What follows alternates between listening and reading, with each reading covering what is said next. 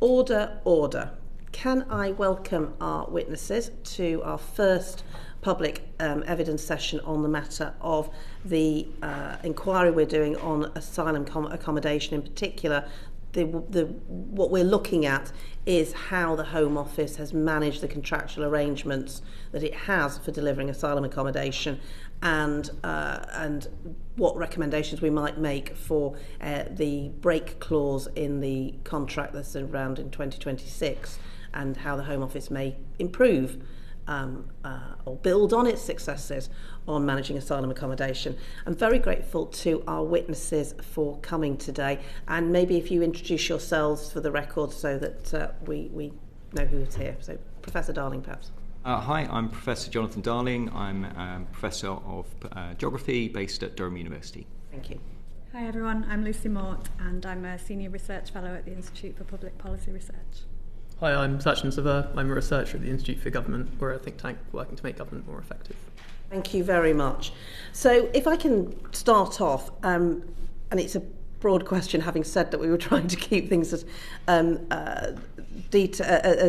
focused as possible, but I mean, I don't think it would be unfair to say that there've been some challenges to the delivery of asylum accommodation over the years. And the first question is, do you think the Home Office has a coherent strategy, and do they know how to tackle these challenges? Lucy, perhaps. Thank you. I'm happy to pick that up, Chair, thank you. Yes, there have been a number of challenges, as you rightly point out. I've got a little list here, but things that you'll know: the backlog pressures, the rising costs of the system. We wrote a report last year that found that the annual cost per person has risen from 17,000 to 41,000 in just a few years. There's an over-reliance on hotels that's driving that cost up. The contracts, we would say, are failing in that there's very little accountability, and the sort of procurement of accommodation really is driven by cost at the expense of all else. In terms of Home Office strategy, the previous government obviously looked to reduce accommodation costs and clear backlogs through a mix of policies: speeding up decision making, expanding that large scale accommodation sites, and introducing things like room sharing. But really the strategy has been lacking. What we really need to see is that in terms of the backlog, that really needs to come down. That's the biggest issue that I think is really affecting the strategy of sort of reducing reliance on hotels. For that, we need to see sort of improved caseworker workforce and training, a mandatory review of refusals to make sure that we're sending the right decisions to people, and that there's a bit of a triage around asylum decisions to make sure that those places that those people that come from sort of high grant countries are sort of streamlined.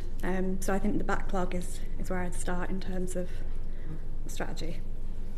You want to add anything?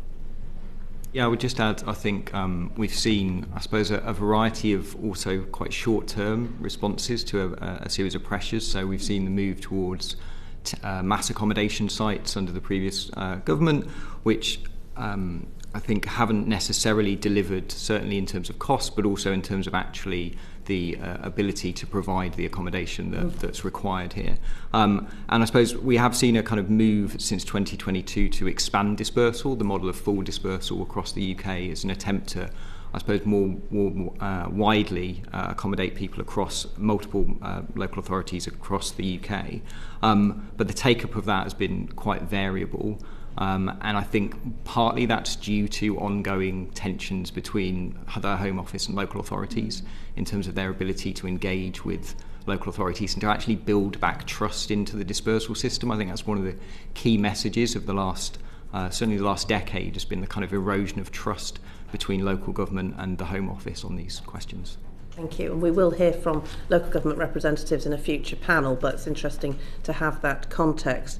I mean, in some of the evidence we've heard or seen, that the pandemic is cited as one of the causes of the increase in numbers. I mean, is your view, was that a real impact, or are there other things that have been there. I mean, it's difficult to say that the pandemic didn't affect every part of life, but I'm just specifically around asylum accommodation. A little bit on. I think it's obviously, as you say, the pandemic increased pressures and increased arrivals as ramped up pressure as well. But the real problem for me is a structural problem, and I think if we're to sort of blame those kind of circumstantial events, then we really let the Home Office and others off the hook. We're sort of saying that the crisis, there was no alternative, there's no other kind of outcome that could have happened. I think that's quite a dangerous kind of place to be. We have to believe that the system can be improved, and if we say that those, it was those circumstantial things that led to the crisis that we're in, then I think we kind of deny that. I think I'll... Just to add to that, I think there are a few underlying things that undermine the Home Office's ability to respond to crises. So when you think about the way in which these contracts were designed back in kind of 2019, the Home Office didn't necessarily give itself the time to more radically redesign the provision of these contracts.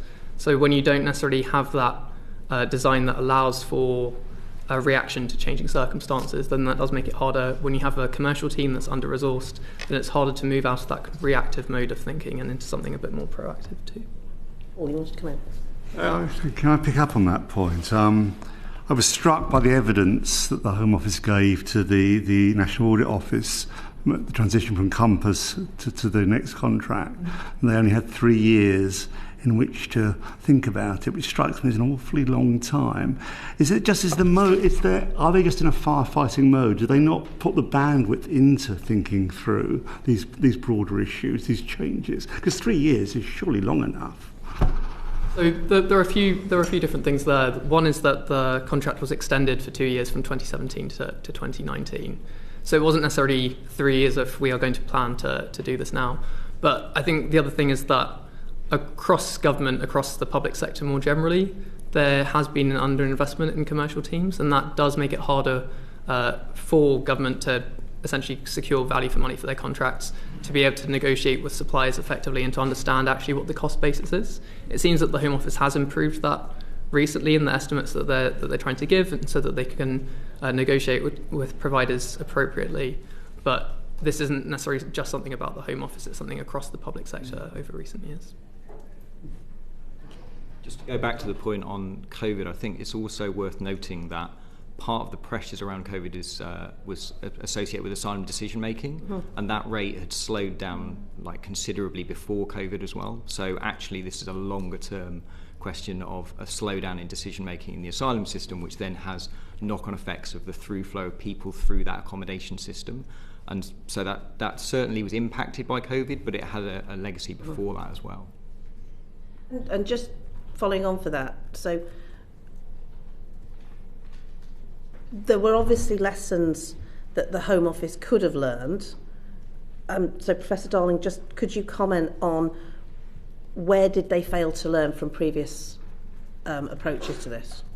I think one of the key lessons that I would sort of foreground here, and I think it has been the case pretty much since the emergence of Compass in 2012 actually, was the real kind of sense from local authorities that this is something that's been imposed upon them. We see this again and again, and it's written throughout the evidence of local authorities submitted to this committee as well, that there's this sense that this is something that is imposed, and that even when there are apparent consultations around from everything from sort of small matters of individual procurement right through to kind of those bigger changes in the contracting that we've just heard about, that those are not necessarily being kind of consultative. So I think there's definitely a question there around a lesson.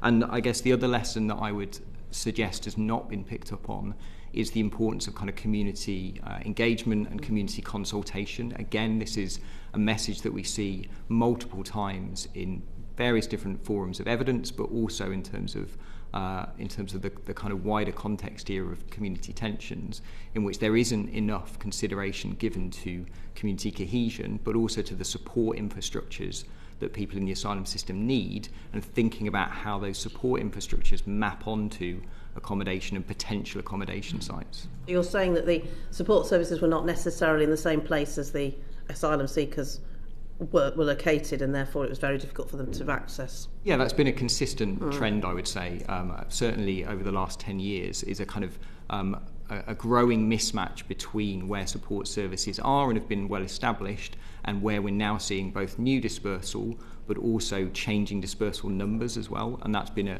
consistent through Compass and consistent through the new contracts as well.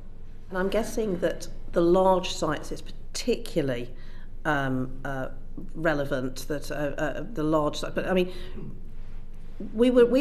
I was certainly struck that large is considered to be 2,000 but not 200, and depending on the location, 200 might actually be a large site. But just on the large sites themselves, what learnings should the Home Office have taken from those? And clearly they've said they're not going to be using them from now on, but what learnings did they fail to have? I mean, I think one of the consistent factors here is that large sites are not an appropriate model for accommodation for people in the asylum system, I would argue. That's been an evidence kind of point from research across Europe. We've seen a trend in other European countries towards a kind of a focus upon broader sites around more like camp-like infrastructure. One of the real strengths of the UK's dispersal model historically has been the fact that it hasn't gone down that route consistently, that it has based accommodation upon placing people in communities and actually offering opportunities for kind of early integration in that way.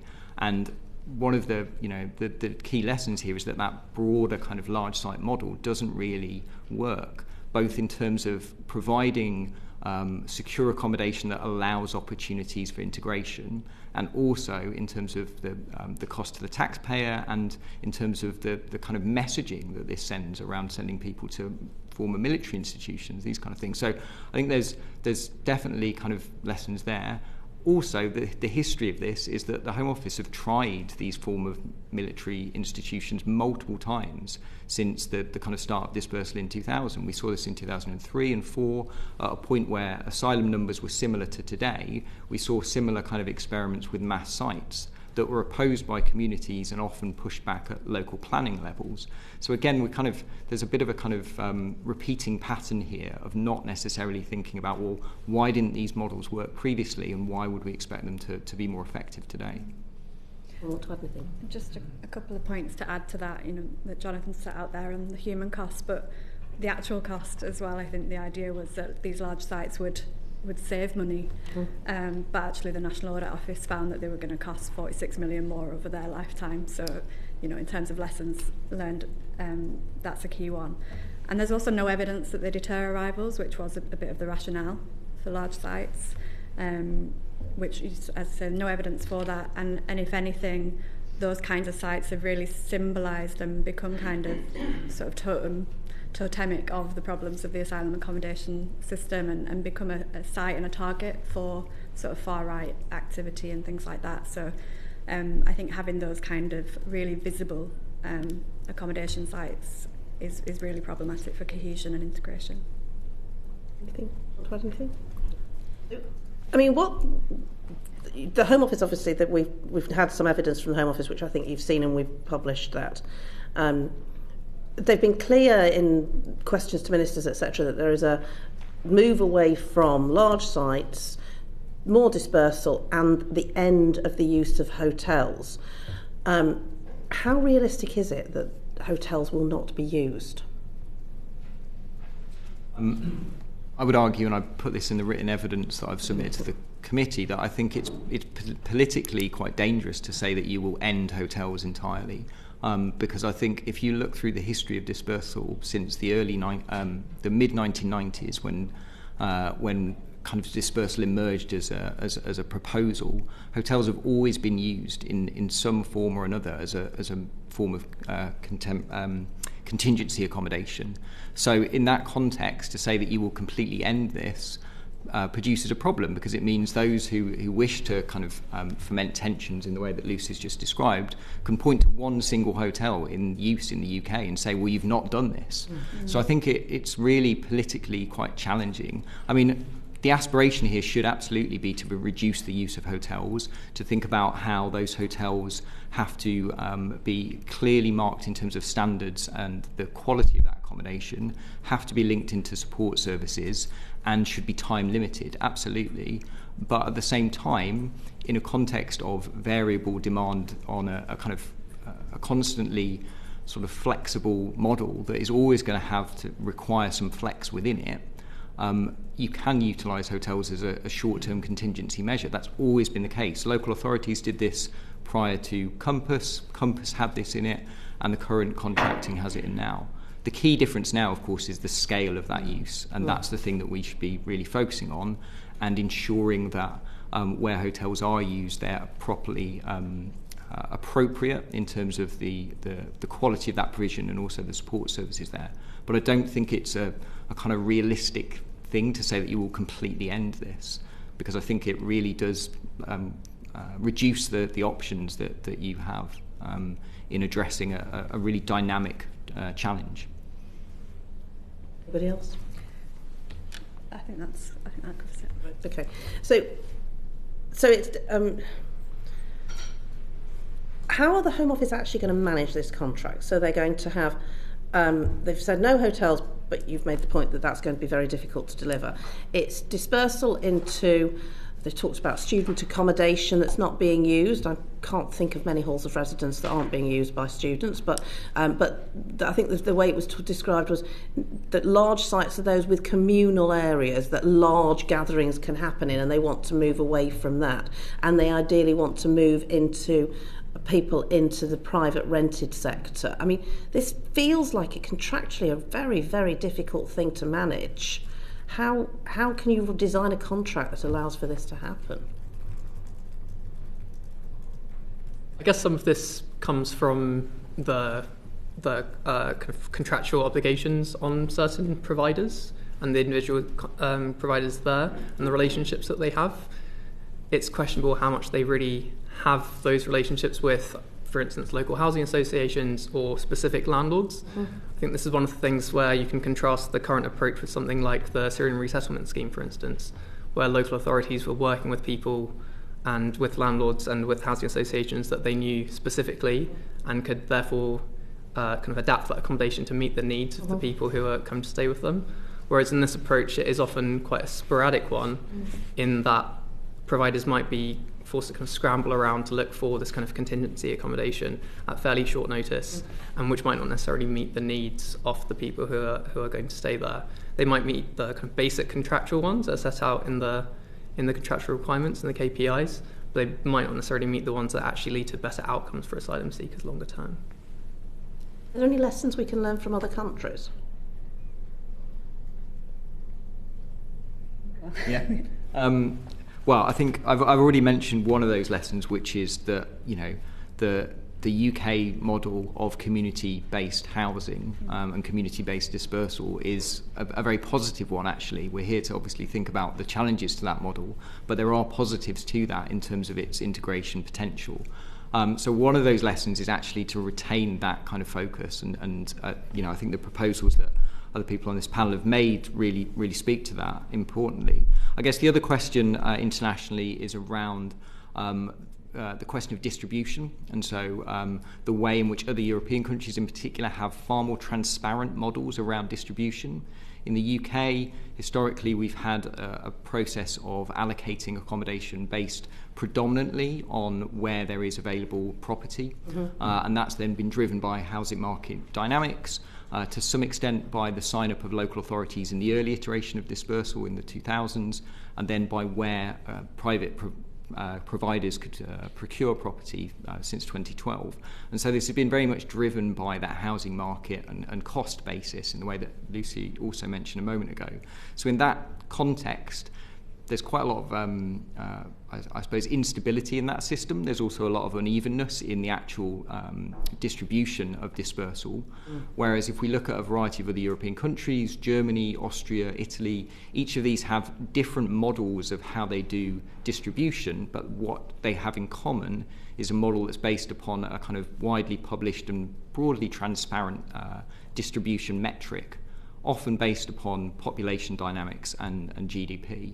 And I think one of the things to think about in this context is how we can have a more transparent model on that, because I think that really will matter to local authorities. Again, going back to the point I made earlier about trust, part of that breakdown of trust is not just imposition, but it's also the sense that local authorities don't trust that they're getting a fair deal through dispersal, particularly in certain parts of the country. No, and I think we probably all have experience in our own constituencies of rumours starting and people worrying that they've heard that asylum seekers are going to be housed in a certain site and there's no transparency at all, no one really knows what's going on. Paul Kohler wants to come in. Professor Dunn, can you have it both ways though? Aren't the weaknesses in the European model what is now a strength in that they can put camps where they want to, whilst the strength of our system is we use available accommodation where it is, but it necessarily will be piecemeal and not directed in the way the European model can utilise? Yeah, I mean, I think that's fair, but I think it doesn't have to be a total either or. I think there are ways in which you can have a sort of transparent distributional model that then has some flex within it to try and address those kind of changes in availability of property, changes in kind of housing market dynamics, these kind of things. I don't think that we have to kind of like be entirely fixed into either of those, but I think that that the transparency of the distribution models in Germany, for instance, is that you publish that each year, it's revised and reviewed, and there are kind of bandwidths of flexibility within those to accommodate some of that flexibility.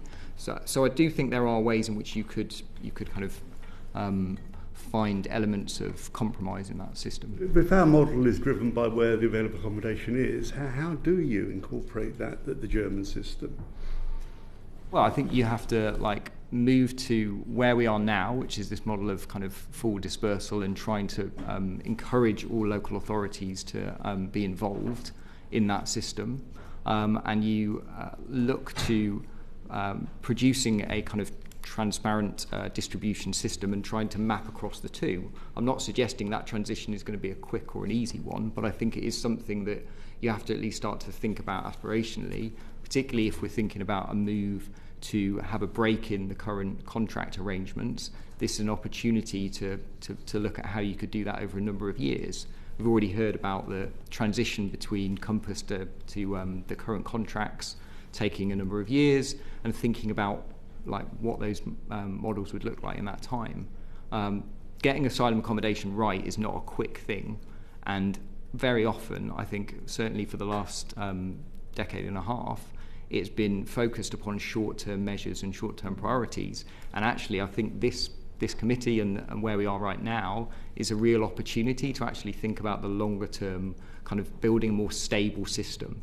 And so that requires a bit of that kind of longer-term strategic vision and thinking about this as a transition over a number of years rather than a short-term kind of shift between those models. So in that context, I think there is time to think about how you map on those different approaches. Bill. Thank you, Chair. Given the amount that asylum accommodation is now costing, and I suppose a lot of the resources going towards contractors, whilst the local authorities also have to provide a lot, have you engaged with any assessment of whether it might be better for the resources to be given to local authorities to build housing, which is more what should then go on to be there, whether or not there are people who are seeking asylum living in it, and actually, I suppose, provide better for the community. There have been some things, but I'm wondering if in your expertise you've dealt with assessments of whether that might be more sustainable. And that's to anyone. Thank you. Yeah. Yes, I think I agree with the premise of the question. Basically, I think we're spending so much money on hotels and accommodation, over 3 billion a year, when actually that money could be invested in, real and sustainable, as you say, housing solutions. Instead of putting people in hotels, which are manifestly unsuitable, as we've kind of described already, could be housed in stable, sort of well-managed homes in communities where they're able to sort of integrate better into the local community where they can access local services and get that integration support that they need and networks that they need to rebuild their lives. There are models out there that show if there was an investment in a capital subsidy fund, then that would allow local authorities and housing associations, in partnership, to purchase and renovate accommodation, use that in the short and medium term for asylum accommodation, but at the same time upping and adding to the local authority housing stock, which could then be used for wider groups that require it for temporary accommodation. So you're sort of adding value. The investment's still there, but it's an added value rather than a huge cost. Yeah, so could you remind me of the figure that we're spending? Did you say 3 billion? 3 billion a year on hotels. Thank you. And Dr. Mort, you said the IPPR said in its evidence that the current system for distribution is incoherent and opaque. Could you expand on that, and how could the Home Office make it less incoherent and opaque? Yes, and I believe there's interest in particular in the indexing tool, and I've had a little look into that. I think the indexing tool, ostensibly is meant to be a more transparent and data-driven approach, although I think it's slightly that it's that in name and not really in reality. I think there are some fundamental issues in sort of the design and operation of that indexing tool. Mostly that I think while there has been consultation, I think throughout the process, I think it's not been finalised. I don't think everyone sort of buys into and understands how that indexing tool works, why these variables are used, how they're weighted. It all feels a little bit unclear. The data sets that are available to local authorities and their partners, strategic migration partnerships, for instance, they're quite fragmented, and you can't get the master data sheet that sort of tells you this is why we're selecting, this is why this place gets this amount of asylum seekers, and this is why this place gets this amount. It's very unclear, and as a result, as Jonathan was saying earlier, people and councils quite rightly feel that this has been imposed on them rather than something that's been co-designed that they're buying into, that they can understand why these decisions are being made. It's almost like the working out doesn't add up. Yeah. Anyone want to add anything? So, just to assist us in the recommendations that we're going to make, what would you say are the key factors that should be considered about where to distribute, how the distribution should work, and which accommodation to place asylum seekers in? And what's your view in terms of the balance between equality of distribution and cost? Because clearly it's cheaper often to go to some places, but that might not be fair on the local area.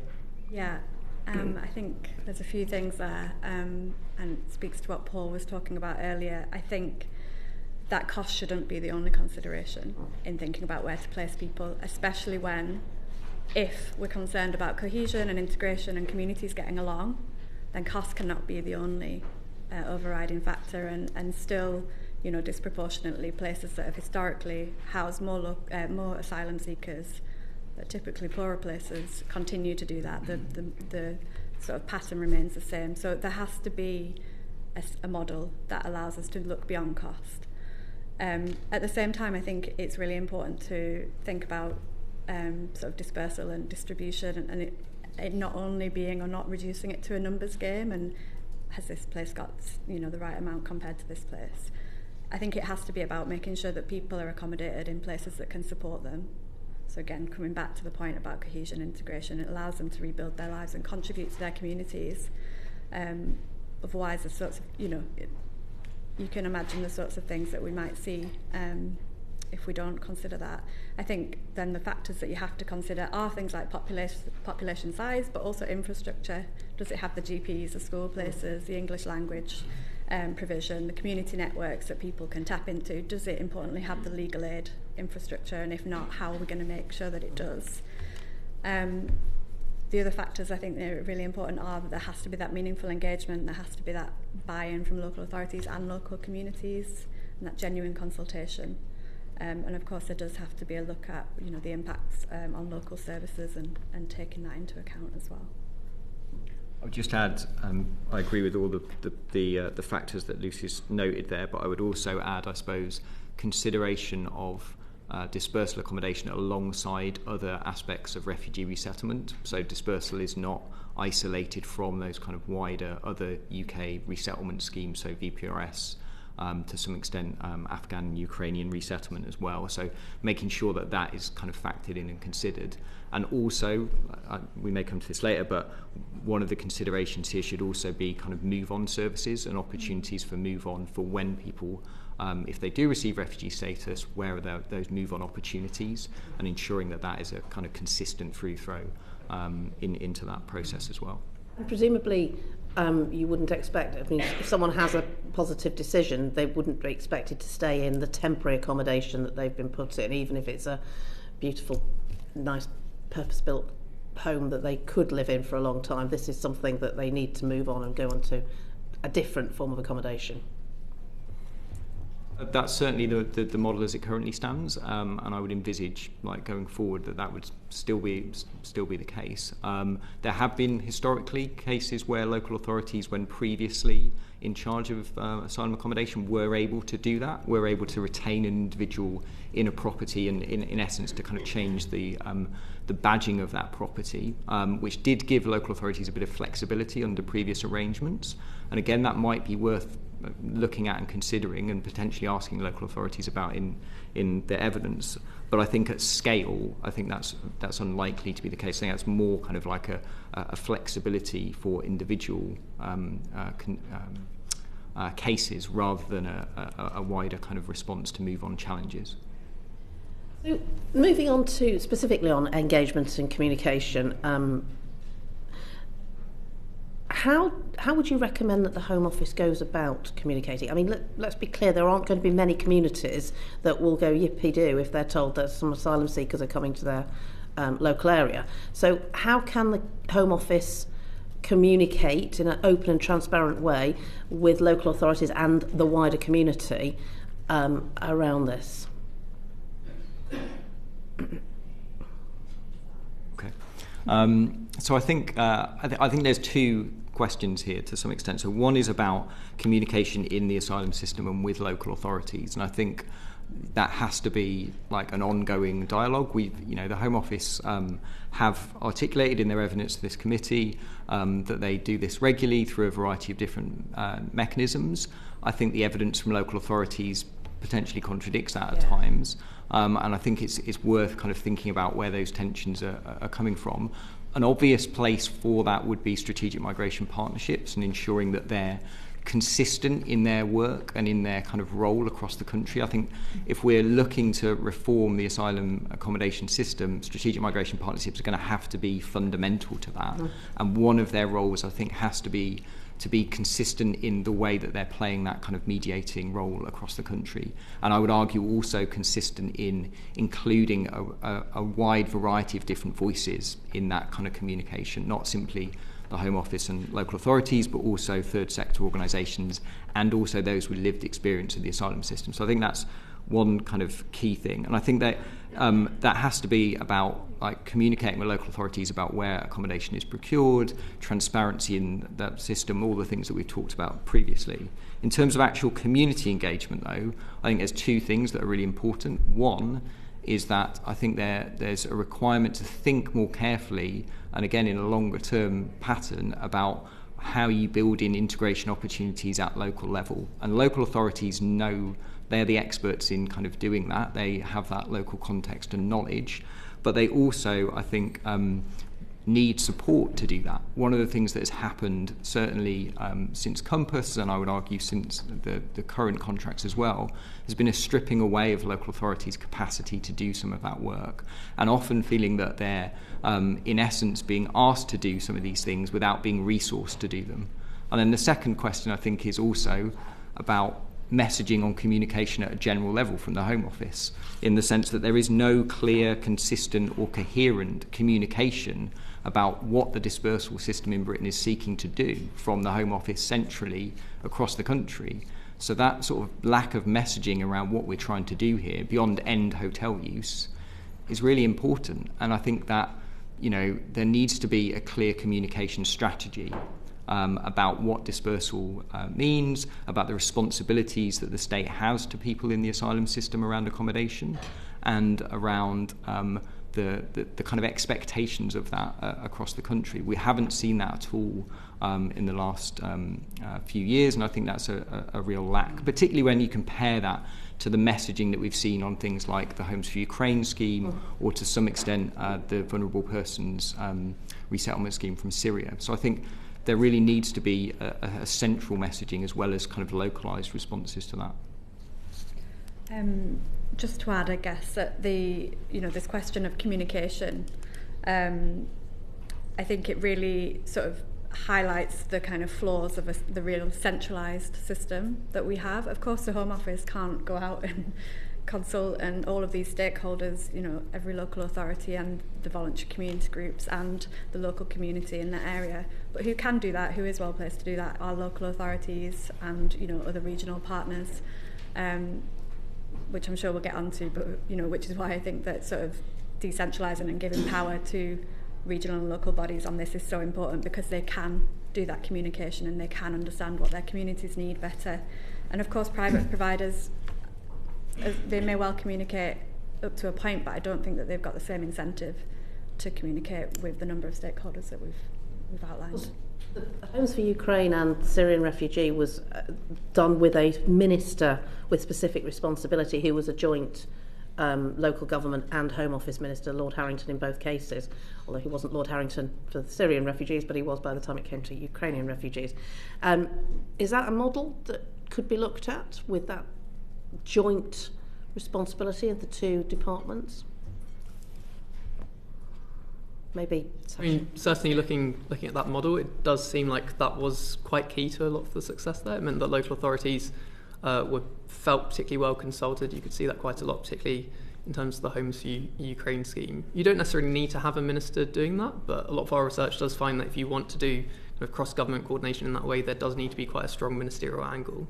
And whether you have a joint minister across two departments kind of spearheading that, or whether you have the Home Secretary or a junior Home Office minister kind of working with counterparts in MHCLG but not in a formal joint capacity, that's a different question. Of course, the other difference with those two schemes was that there was the public were very positive about that, particularly the Ukrainian refugees have been welcomed into communities, whereas in the case of the asylum seekers contracts, the asylum accommodation contracts, it's seen as being a very negative thing within the community. Is there anything the Home Office could do differently to change perceptions on this?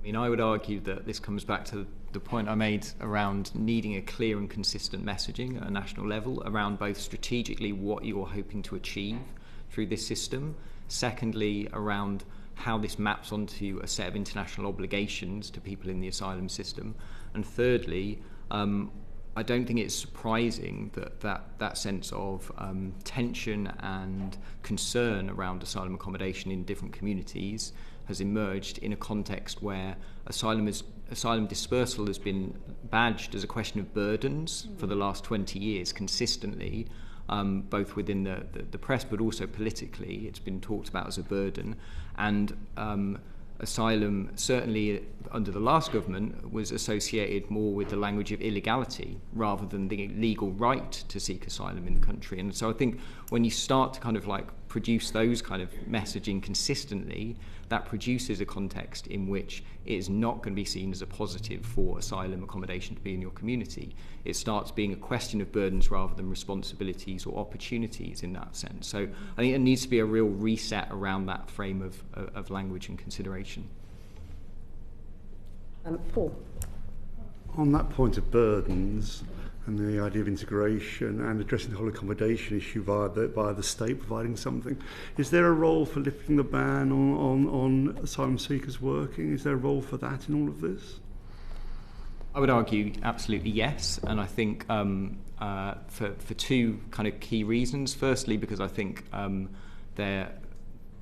there's no particularly strong economic argument I would suggest for retaining that kind of ban on working, and I think that fundamentally that this is an opportunity to benefit from a range of skills and also the integration opportunities that brings, particularly in a context where we have recognition rates of asylum of, I think, 52% last year and 72% the year before. So in that context, many of those people will go on to receive refugee status and remain within the country. The second reason why I think lifting the ban on working is important is because it potentially has a strong impact on move-on opportunities as well. If you can't work whilst you're in the asylum system, there's no opportunity for anyone to build up any finance to potentially pay rent or a deposit on a property when you then receive refugee status. There are many other challenges with Move On, but that is one of them that kind of really factors in, and that a series of homelessness charities talk about as a kind of real impediment and barrier to that opportunity. So yeah, I think for integration questions, but also for some of that Move On question, then there is a case for the right to work, certainly. Robbie Moore. Thank you, Chair. I know that in previous submissions and in responses, you've raised concerns about the Home Office's approach to the procurement and management of the Asylum Accommodation and Services contract. Do you mind just expanding a little bit on those concerns that have been raised, and why do you think that they've been poorly performed in the concerns that have been raised so far? The question is about how the Home Office has managed the contracts and sort of concerns around that. And there are a number of things, and I'm sure both you'll have things to pick up on as well. A few things that I'd point out are that I think the contract is lacking in that the key performance indicators are very few. There's the statement of requirements is very long, but the actual measurement, things that are measured, the KPIs are 9. And they mostly revolve around just sort of getting to a minimum standard in the accommodation itself within a set time frame. And what we found through our research is that tends to lead to a culture of quick fixes, getting things right, rather than and patching things up, rather than fundamentally providing good quality accommodation. I think the other thing that's really missing from those KPIs, there's probably lots more, but one important thing I think is around safeguarding. I think there's a real oversight in the contracts in terms of looking out for the safeguarding of people within the system. The other thing then is that even where there are KPIs and where there's been, a provider hasn't complied with those, penalties are rarely enforced, so that they do have the power to apply service credits to providers. They're rarely used, almost if ever. They're regularly waived, and that just it kind of leads to this sense that the providers are immune to any kind of any kind of enforcement from the Home Office. And then I think the other thing to mention is that just the inspection model is so fragmented and incoherent, really. There are multiple ways that the inspections happen, but they're not really joined up at all. So the providers do their own, the Home Office does their own, but their capacity has reduced massively. Local authorities may do their inspections when they become aware of concerns when they're flagged, but that's it's almost firefighting rather than looking at it from a preventative approach. And then there's the ICIBI, which does brilliant inspections but has a massive remit and can't possibly be a substitute to a proper inspection system. I think I'll stop there. Yeah, so just if you wouldn't mind, just expand a little bit on the KPIs that you mentioned, or the measurables that are associated. If you were to suggest a different approach or different KPIs that should be looked at, what would they be? I think the very first one would be something around safeguarding and where there have been concerns raised, how have they been managed, and making sure that they are factored into the sort of contract management of providers. But I wouldn't want to comment more on KPIs. I think the other thing is about how these KPIs are designed. A lot of them are quite process driven. So for instance, there's a KPI around move-in services, and that might be about kind of orienting the person waiting for an asylum decision about what's available in their local area and how they can access different services. But the thing that's measured is this act being delivered rather than the actual outcome. Mm-hmm. So if you have a KPI that measured the outcome, for instance, the retention of knowledge by someone seeking asylum, then you've got a better kind of measure of what the government actually wants to happen. And we find that a lot of the time in government contracts, if you measure the output instead, then that can lead to gaming, and it can potentially lead to the government not necessarily achieving the outcomes that it wants. Okay, thank you. And Jonathan, was there anything else that you wanted to add, or do you disagree with any of the points that have been made? No, I don't disagree. I guess one of the things that I would just add is around the kind of monitoring of accommodation standards and complaints processes, and the way in which under this current series of contracts that monitoring and complaints process is kind of shifted from a previous arrangement in which that was internal to providers to now being organised by an external provider on a separate contract, in essence, which is Migrant Help. And I think that has been a real challenge in terms of Migrant Help's capacity to do that, given that they are also running the kind of nationwide support service and helpline, in essence, for the asylum system. So that kind of dual role, I think, has been really challenging, and something certainly worth kind of looking at in terms of the feeding through of issues from that process into kind of inspections and kind of other kind of areas of complaint and response.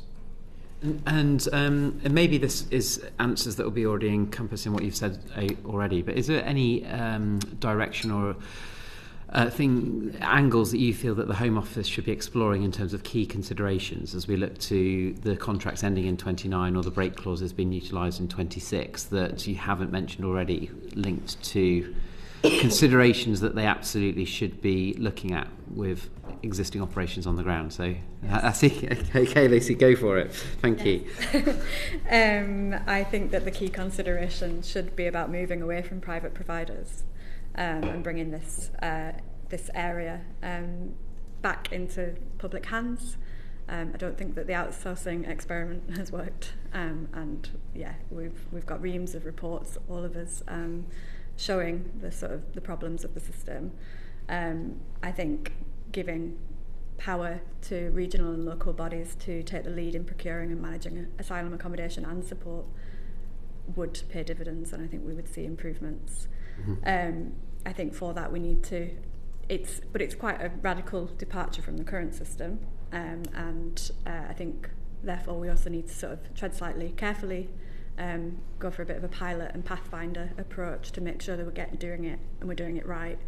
There's an opportunity coming up. There's a contract break clause in 2026 that would be a good opportunity, I think, to be rolling out some pathfinder models in sort of willing regions and local authority areas, sort of giving the power to regional bodies in the first instance, who would then sort of procure and commission services from a range of organisations. It could be local authorities if they're willing and able.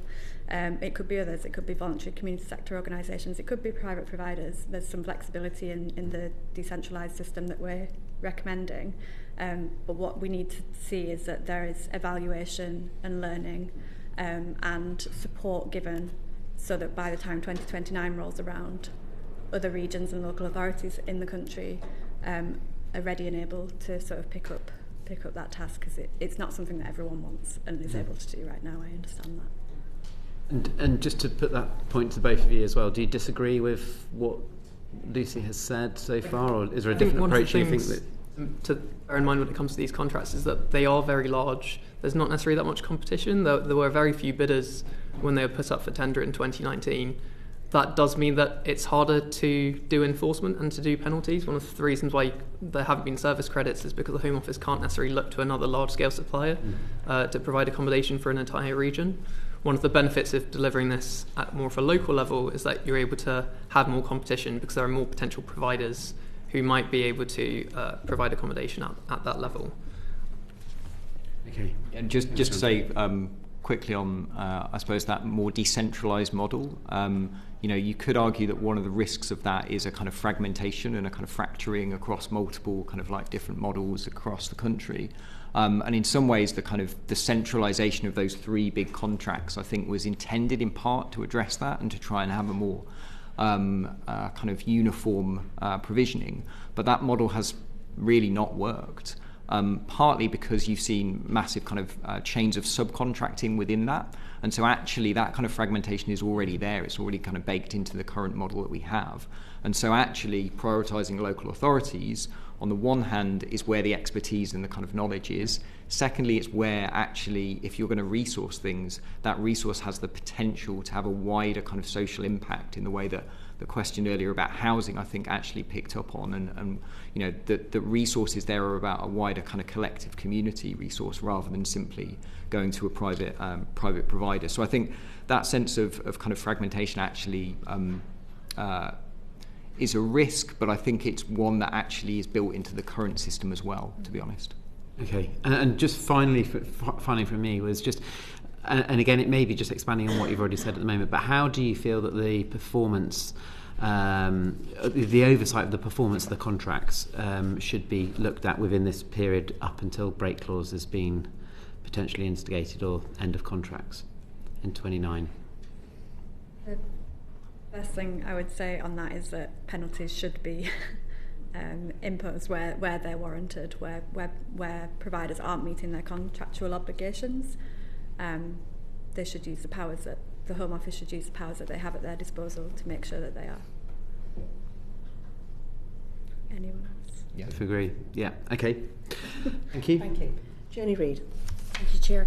I just want to pick up on a couple of things you said, particularly around safeguarding. Can I just explore that a little bit further with you? In your view, how effective are the current contracts, or if at all, in ensuring the safeguarding of the residents in this accommodation?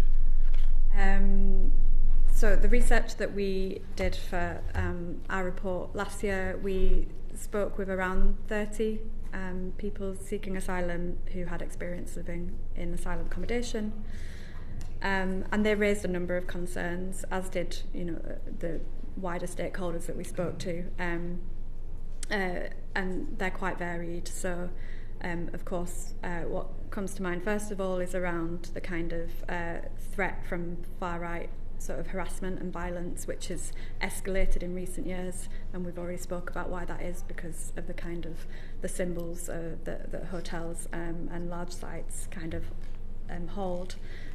Hope Not Hate found that there's been a 102% increase in incidents outside asylum accommodation in a 1-year period. So it's really, and obviously the riots last year in some places. Asylum accommodation was targeted, so that's a real threat, a safeguarding threat. People really fearing for their lives that needs to be addressed throughout any sort of reform of the system. Then more coming down to sort of the more sort of individual level. I think there's real concerns about young people and minors, unaccompanied young people, people who are age disputed being placed in adult accommodation.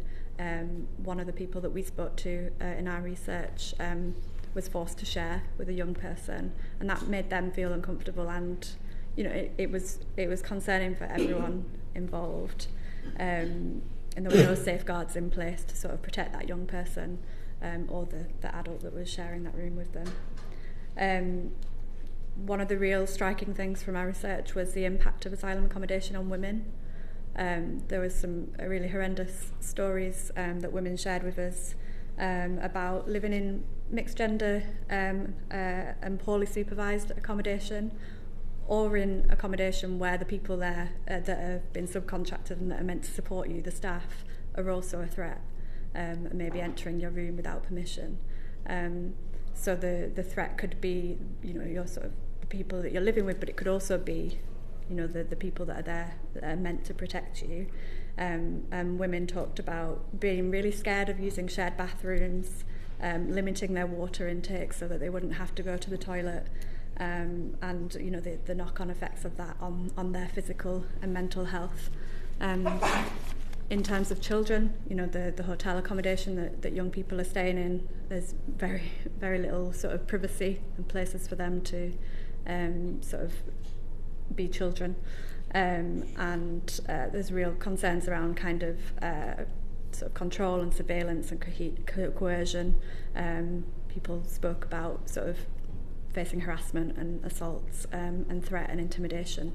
So I think safeguarding is a real big issue in the current system, and I think it's proliferated and can be unchecked because of the complicated kind of subcontracted system that we have. There's not a lot of kind of oversight, or I think it gets really complicated to sort of look after people's safety in that context. And I think it's a bit murky waters about who actually should be in control of safeguarding, and should it be the local authority, should it be the Home Office? And I think because of that means that people slip through the nets as well. Do you think there's anything that can be done within the current system as it is just now to improve safeguarding? What kind of changes in process could happen to improve the welfare of asylum seekers? I already mentioned, and I think there could be a contract change to include KPIs around safeguarding. I think that could happen now. It doesn't need to wait till contract changes. I think. Sorry, can I just pick up? So, are there any KPIs relating to the welfare or safeguarding of not as far residents? As I understand. None at all. No. Okay. So there are no minimum standards around, because what we're talking about is a very vulnerable group of people. Vulnerable, yeah, absolutely. So it's not just about their safeguarding, but it's about safeguarding the community as a whole. Absolutely. So it's completely absent, as far as you're concerned, any considerations to safeguarding. It's in the statement of requirements, but it's not in the key performance indicators. Okay. I think there are other things that we've recommended in our report as well, including like enhanced vulnerability assessments at the beginning, making sure that people end up in the right places, that they're not in Wethersfield, that they're not in hotels that mixed gender accommodation that cannot meet their needs, that's going to put them in, potentially in harm's way. There was a court judgment this week that Wethersfield was 3 people were unlawfully placed at Wethersfield. I think we need to see better assessments to prevent that sort of thing happening in the future. I think there needs to be better training for accommodation staff, and I think that has to include subcontracted staff as well. It's not good enough for it just to be Serco, Clay Springs, Mears. It needs to be the many companies underneath them as well. So I just want your feedback on something that I came across just last week. In my constituency, there's an accommodation hotel, and I was there, and it houses about 100 single male men from across the usual kind of countries that we're seeing at the moment. There's one welfare officer who's in charge of safeguarding and the welfare for these 100 men, most of whom can't speak English, well, the vast majority of them. And one person from 9 to 5, Monday to Friday, is responsible for their healthcare, for everything in regard to the residents' welfare. Is that standard? Is that standard practice within asylum accommodation? I'm not sure. Okay. Honestly, but it doesn't surprise me what you've said. I just want to move on. Have you got anything to add to welfare, safeguarding? Just on that point about the kind of lack of provisioning in that kind of context, I don't know the details of that particular case, but my suspicion would be where there is then support for those people in that hotel, that will come from community organisations or a support sector of charities and NGOs Absolutely, who are not that's funded to do that not work. Funded, no. And again, this comes back to the wider point around kind of where the funding is for this is going to private contracting rather than to those organisations who are actually like doing the work of going into that hotel and providing support and expertise. And this is something we've seen since 2012, that you kind of see a move away from actually allocating support and funding to support organisations that have the expertise of working with people in the asylum system and their kind of vulnerabilities, and you strip that away and people don't stop going to those services because they still need them and they still need that expertise, but there isn't the capacity to retain them in that way. So you're kind of shifting the challenge in that sense. So just to pick up on the point about the lack of KPIs about safeguarding, one of the things that the Home Office did in response to criticism was set out a kind of framework for safeguarding, so the responsibilities for the Home Office and for contracted providers. One of the only downsides to this is that if you don't have robust contract management and if you don't have these sites being inspected on a regular basis, you can't necessarily enforce that contract, that kind of framework, and check that it's actually being put into place. So I think there's definitely, at least within the scope of the current setup, more that could be done in terms of contract managers and safeguarding teams in the Home Office actually working together to set out exactly what good looks like when it comes to safeguarding in line with that framework, if you don't amend the contract just yet. Paul Colleran, just very quickly. In maintaining or enforcing these standards on safeguarding, how does that square with the decentralised approach? How does the Chief Inspector perform a function under a decentralised approach where it's more diffuse, those responsibilities? Are there contradictions in what you're calling for in those two aspects? It's definitely a challenge. I think I'd pick up on what Jonathan was saying earlier, is that it is already very diffuse. There's huge variations in safeguarding training and vetting from site to site. So this wouldn't necessarily be a change from the current system. I think there are a few different layers of responsibility that you could put in place.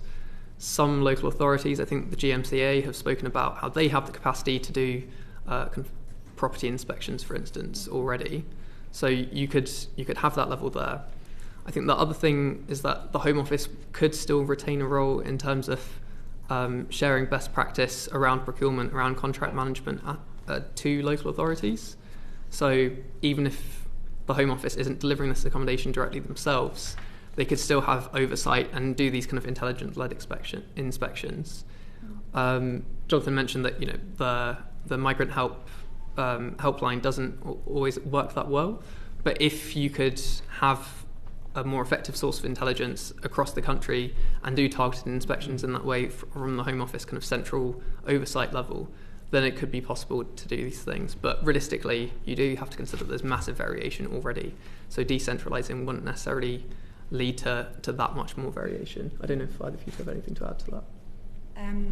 What we talk about in our report on that point is that, of course, if you're decentralising, then you need some kind of independent. Well, anyway, I think we need some kind of independent inspection framework. There are a couple of things. The ICIBI obviously does wonderful work in this area. It doesn't have access, I understand, to all the contracts that it needs to effectively scrutinise how well sort of this is happening. So I think that needs to happen.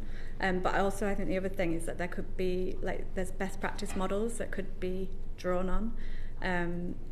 So there's, the Care Quality Commission uses quality statements to show what good looks like in any particular area in an inspection. That has the effect of driving up standards. You know what you're aiming for rather than what is the floor, what's the very bare minimum that we'll accept. And there are other models as well that sort of are more transparent and share best practice, maybe publish their findings, and that's not what is happening at the minute. It's all very piecemeal and sporadic. Something needs to, whether it's now or in a decentralised system, there does need to be a more sort of cohesive approach that I think could look to other models to learn lessons. One last question, if I may. Do you see any political issues in local authorities being seen to build purpose-built accommodation for asylum seekers whilst still putting non-asylum seeking homeless people in hotels?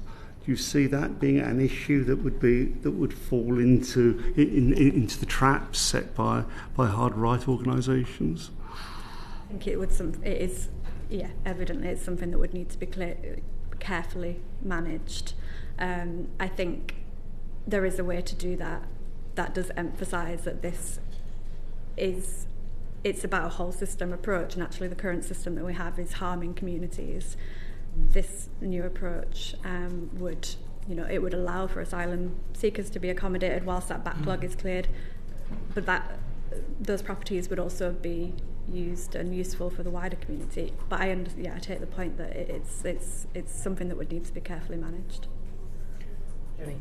Or did you wanted to say something? Yeah, just very quickly on that point, there are examples from other European contexts, the Netherlands in particular, where part of the I suppose means of addressing some of that question is around experimenting with options of kind of co-housing, so that you have purpose-built accommodation that is not solely for asylum but also for a variety of other groups. Now, that has to be obviously very carefully managed and carefully handled, but it does address some of those kind of questions, and it has the additional benefit of potentially offering opportunities for community engagement and integration at a kind of early stage. So there are models out there to kind of look at and experiment with, so it doesn't have to be a solely kind of either or sort of approach there, I think. Sorry to... Oh, no, it's okay. Just wanted to turn briefly, if I may, to the transition from asylum accommodation to dispersal accommodation if they're granted asylum.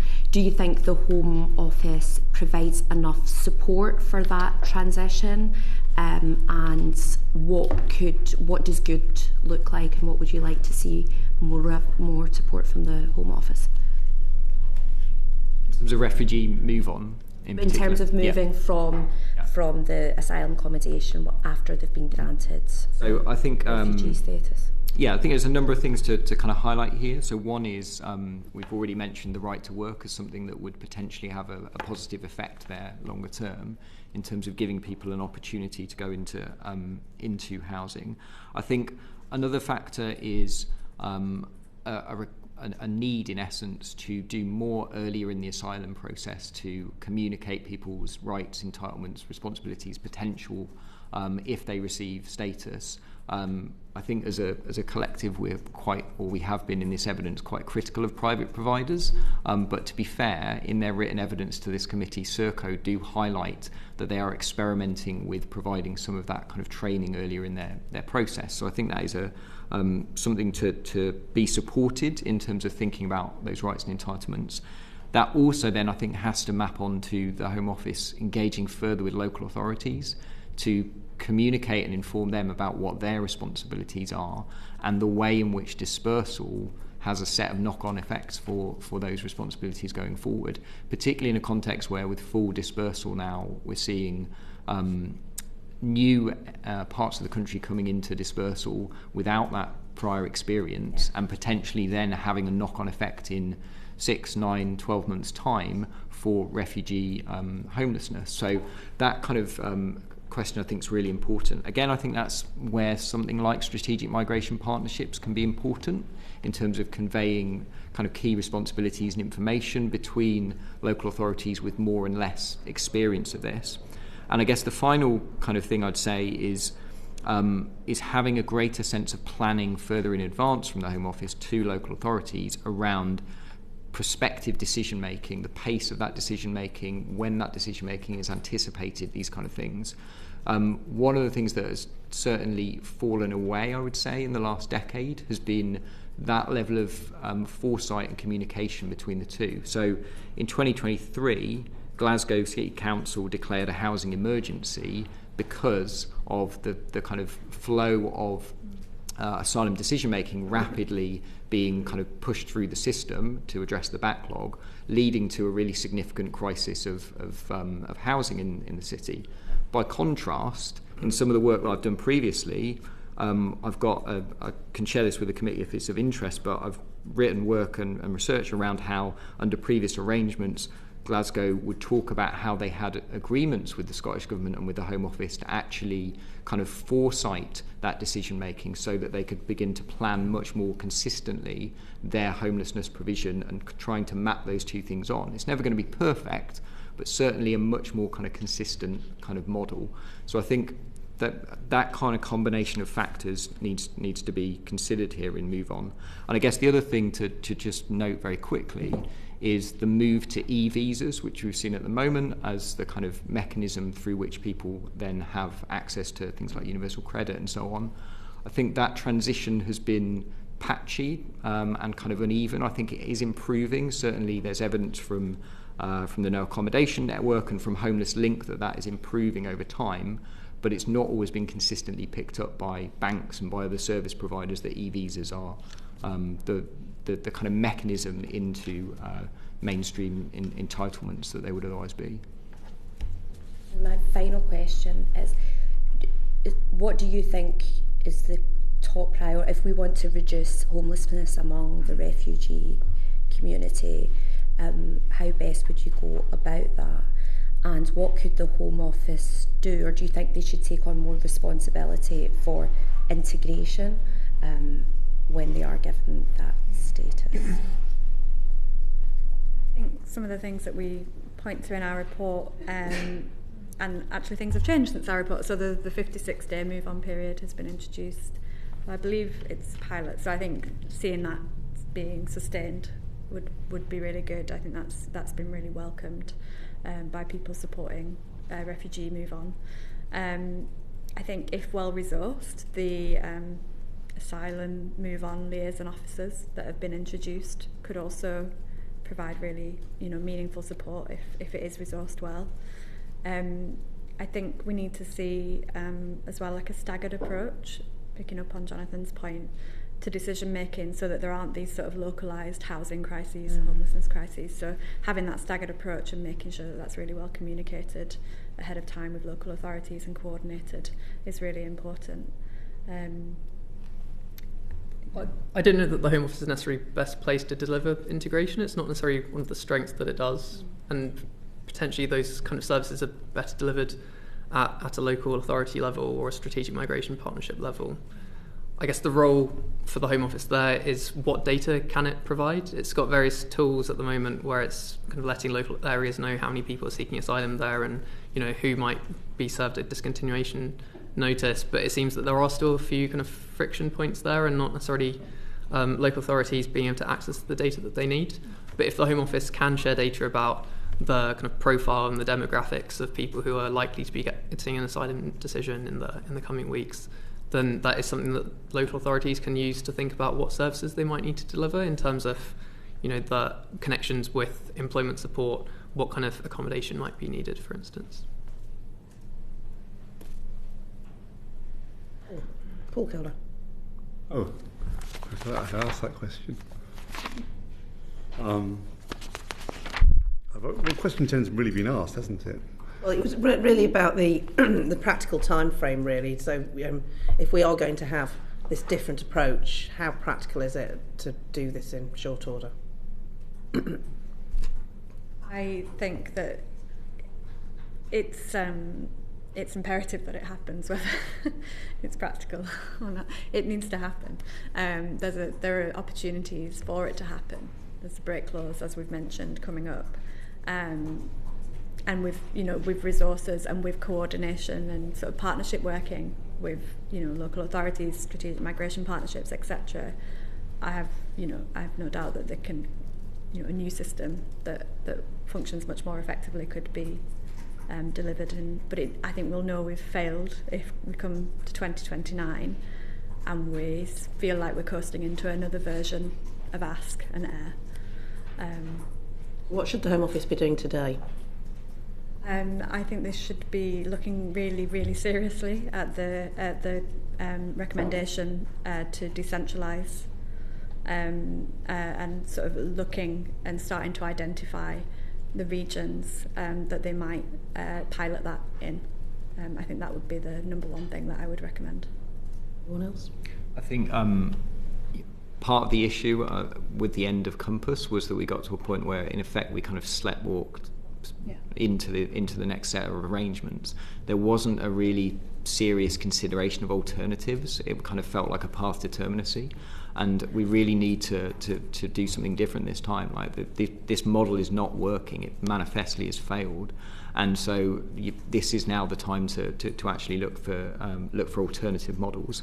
The other thing I would suggest the Home Office should be doing is obviously like thinking about ending all forms of kind of mass accommodation. We've talked about this, that is an aspiration, but it certainly should be kind of like prioritising that moving forward. And the one thing I would just say in terms of that transition question, to reiterate an earlier point, this is about a longer term systemic change. These are structural failings that have been part of this system for a long time, and so they won't be solved quickly, but you have to start from somewhere.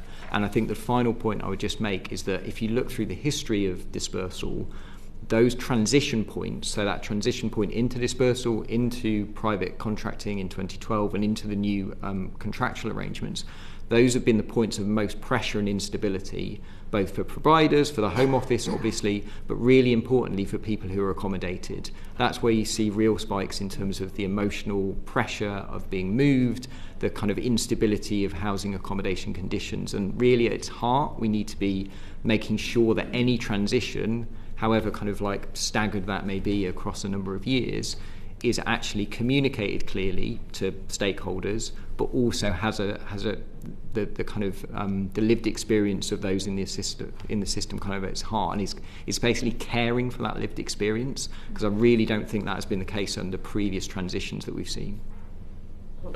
Yes, I would just say that I think the Home Office should learn lessons from elsewhere and from what it's done before. It's not as if every single instance of asylum accommodation has been done poorly in the past. Lucy spoke a bit about asylum move-on liaison officers. That was a lesson learnt from Afghan resettlement. There are so many things to be learnt from Homes for Ukraine, from the evaluation of the Vulnerable Persons Resettlement Scheme, and how these things can be delivered at a local level. So even though there isn't necessarily that much time until the break clauses, until the contracts are up, there is a lot for the Home Office to draw on, and kind of robust evaluation that it can draw on as well. And if it does that, then it might be able to design an effective service.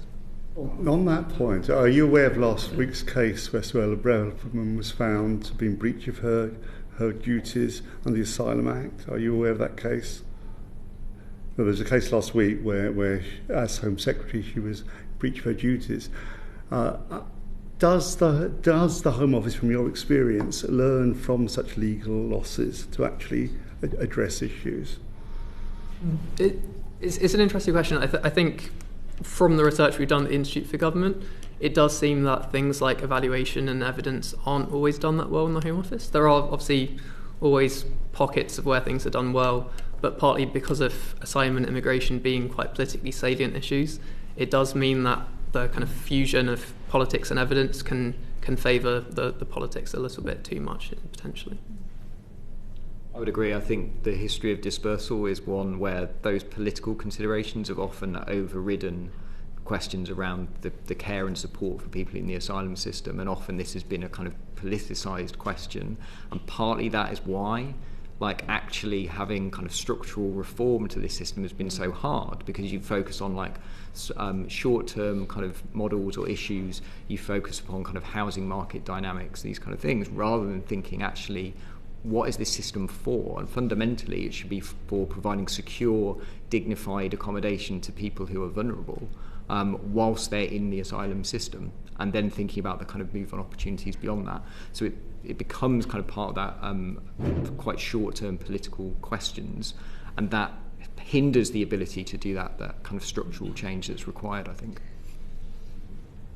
If I may, just one other point that I wanted to make on that question of what should the Home Office do. Obviously, I've spoken a lot about the need to decentralise and actually empower others to do the job.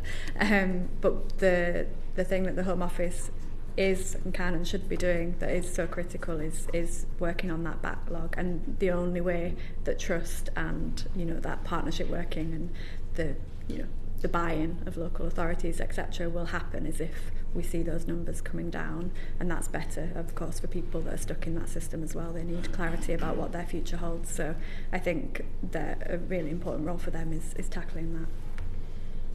Can I thank you, all three of you, for this? I had hoped to finish before 2:45 with just a minute after that, so apologies for keeping you a little bit longer than we expected, but thank you for your evidence, and we'll move on now to the next panel. Thank you.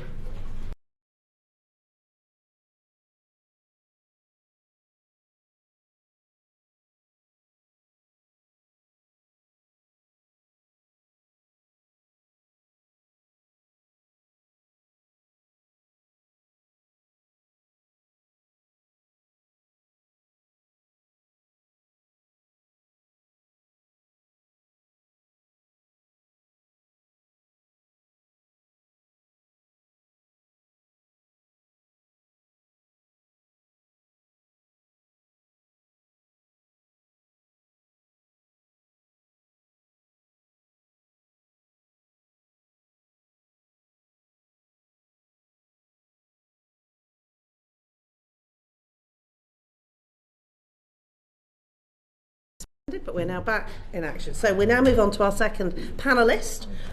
Doing the panel alone is David Bolt, the Interim Chief Inspector of Borders and Immigration. David, do you want to say a couple of words of introduction? Yes, if I may. Thank you, Chair. I suppose what I'd really like to say is I'm very grateful for this opportunity to appear before the committee, obviously on this inquiry, but more generally, I just make the point that this is a really important stakeholder for the ICIBI. It's one of the few ways in which the ICIBI's findings can be amplified, and one of the few areas where the recommendations that we make, where you can hold the Home Office to account for its performance against those recommendations. So I didn't do very well when I was in this job before in terms of having a relationship with the committee.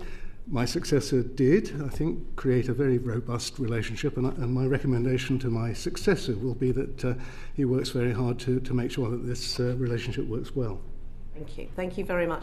We're going to start with Belle Ribeiro-Addy. Thank you very much, Chair. Thank you. Do you think the Home Office has the necessary capabilities to effectively manage and negotiate contracts and ensure value for money? No. No. Okay, that's easy enough. Thank you very much. I mean, I don't think anybody does, frankly. I think the department has recognised that it needs to put more effort into having staff who can do this. It tells me, in response to some of the recommendations, that there are now 51 staff who are going through a Cabinet Office endorsed programme for training in relation to contract management.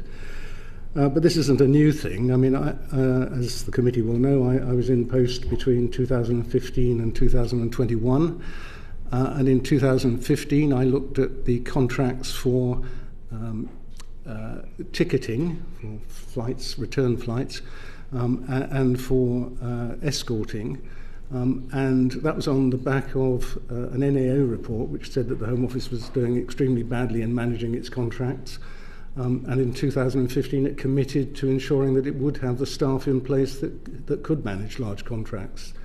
Clearly, if it did manage to do that at any point, it didn't manage to retain them. And I think that's the problem that it's had consistently in terms of contract management. It buys in some staff with the relevant skills, but doesn't manage to hold on to them, and doesn't train its own staff to have those skills. As I say, it's now committing to doing that, but how long that will take, I'm not sure.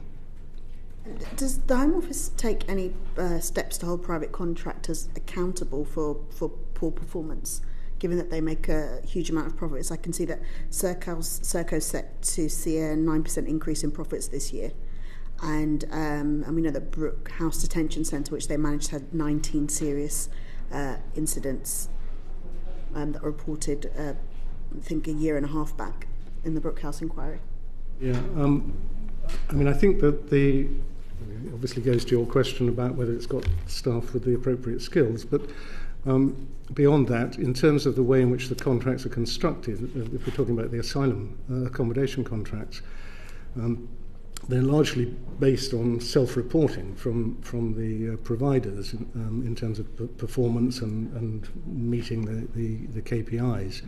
And the Home Office doesn't really have in terms of either capacity or possibly capability, sufficient resource that is actually checking whether or not those self-reports are accurate.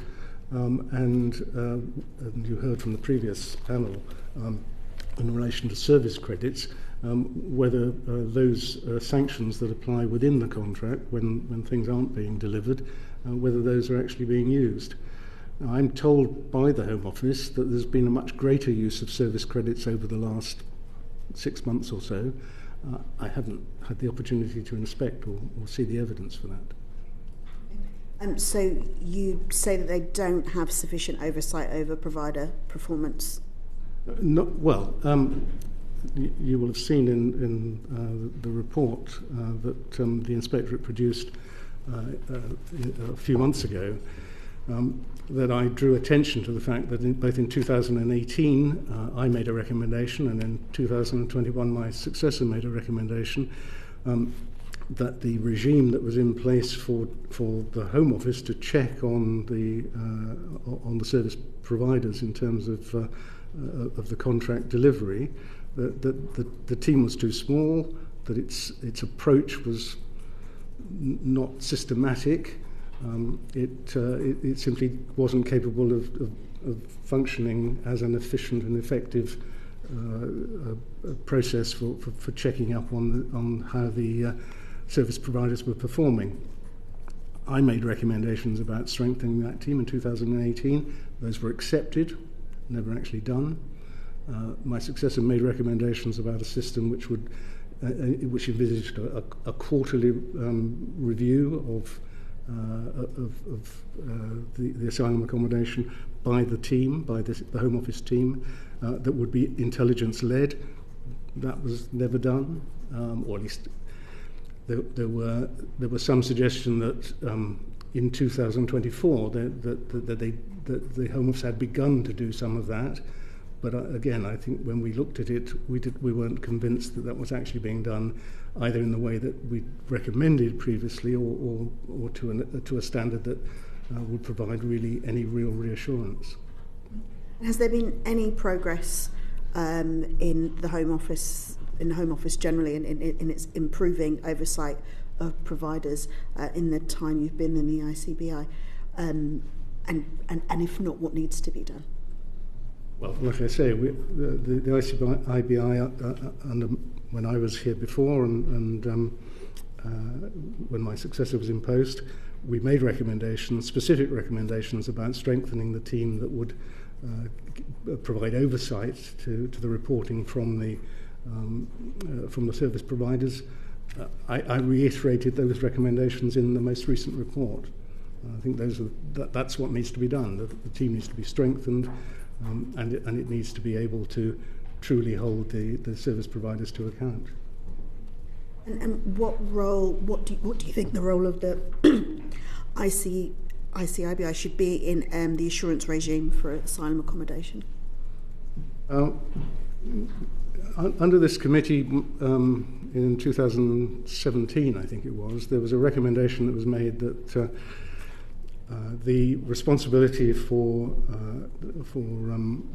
inspecting properties should be passed from the Home Office to local authorities.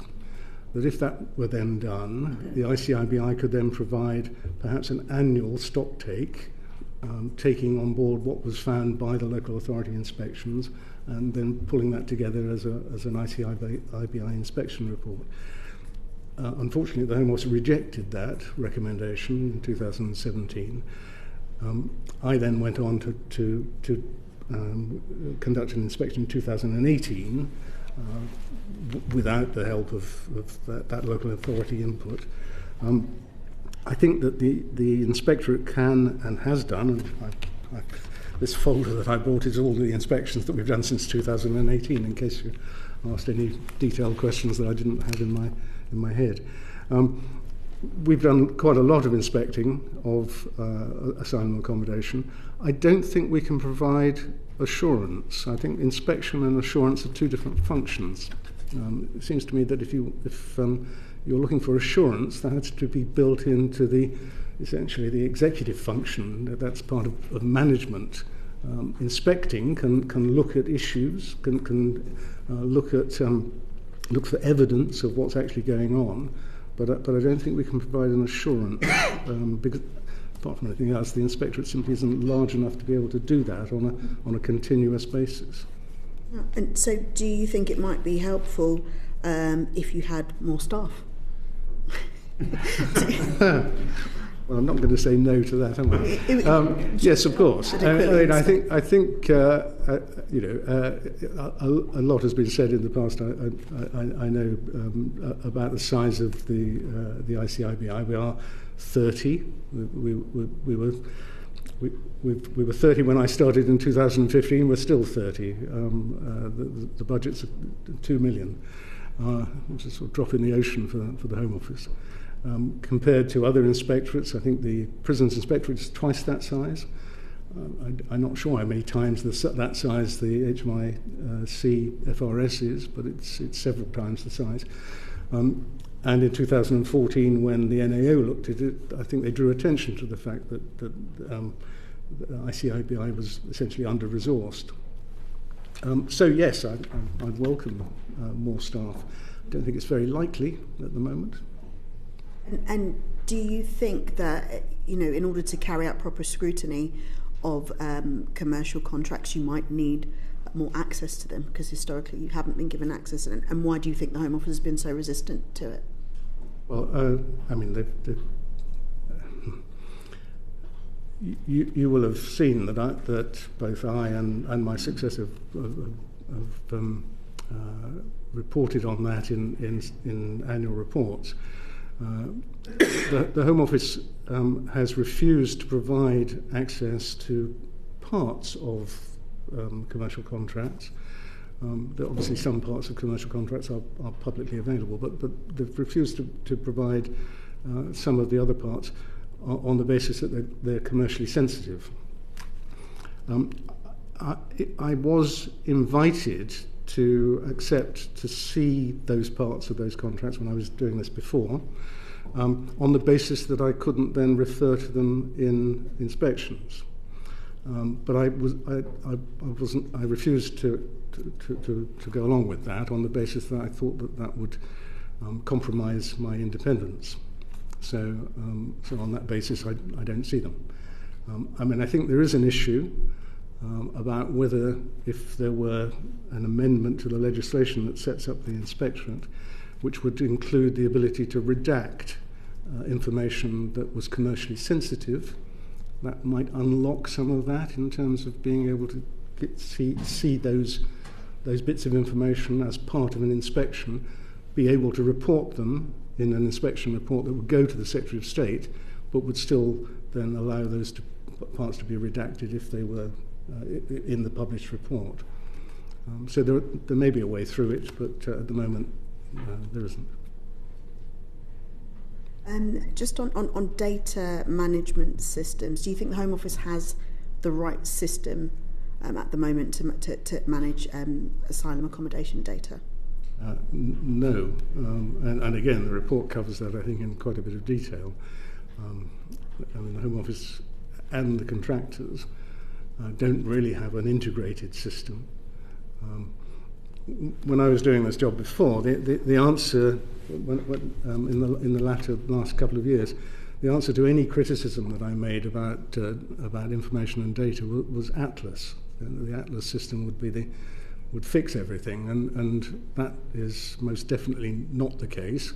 And in the instance of asylum accommodation, Atlas doesn't provide the sort of management information or any of the sort of information that's necessary to manage the estate effectively. And well, other than not being able to manage the estate effectively, which is obviously quite bad, is there any other impact that poor quality data is having on the delivery of asylum accommodation, and what would the Home Office need to do to improve its approach overall to data management? Yeah, well, I think that there are a number of things. I guess the thing that is probably the most concerning is around the issue of safeguarding, where information isn't really being properly collected and shared with the Home Office in relation to safeguarding. That makes it very difficult, I think, then, for the Home Office to have an approach to decisions about what is appropriate accommodation for certain cohorts of people, because it doesn't really have any sort of feedback loop in relation to what's happening to people who are going into asylum accommodation who are then having difficulty in that accommodation. So overall, do you think there are adequate systems in place for safeguarding? No. I think there's a more fundamental problem. In 2018, I did an inspection which looked at safeguarding, how the Home Office identified and responded to adults where there were vulnerabilities. That identified some significant issues. I think the conclusion that I reached really was that this wasn't something that was best left to the Home Office to sort out for itself. It needed to reach out to other agencies and others who had more experience of dealing with vulnerable individuals and safeguarding issues, and learn from that. And I think you heard from the earlier panel that actually there are others with much more experience, much better understanding of these things. Is that your report from October 2024? No, this is a 2018 report into vulnerable adults.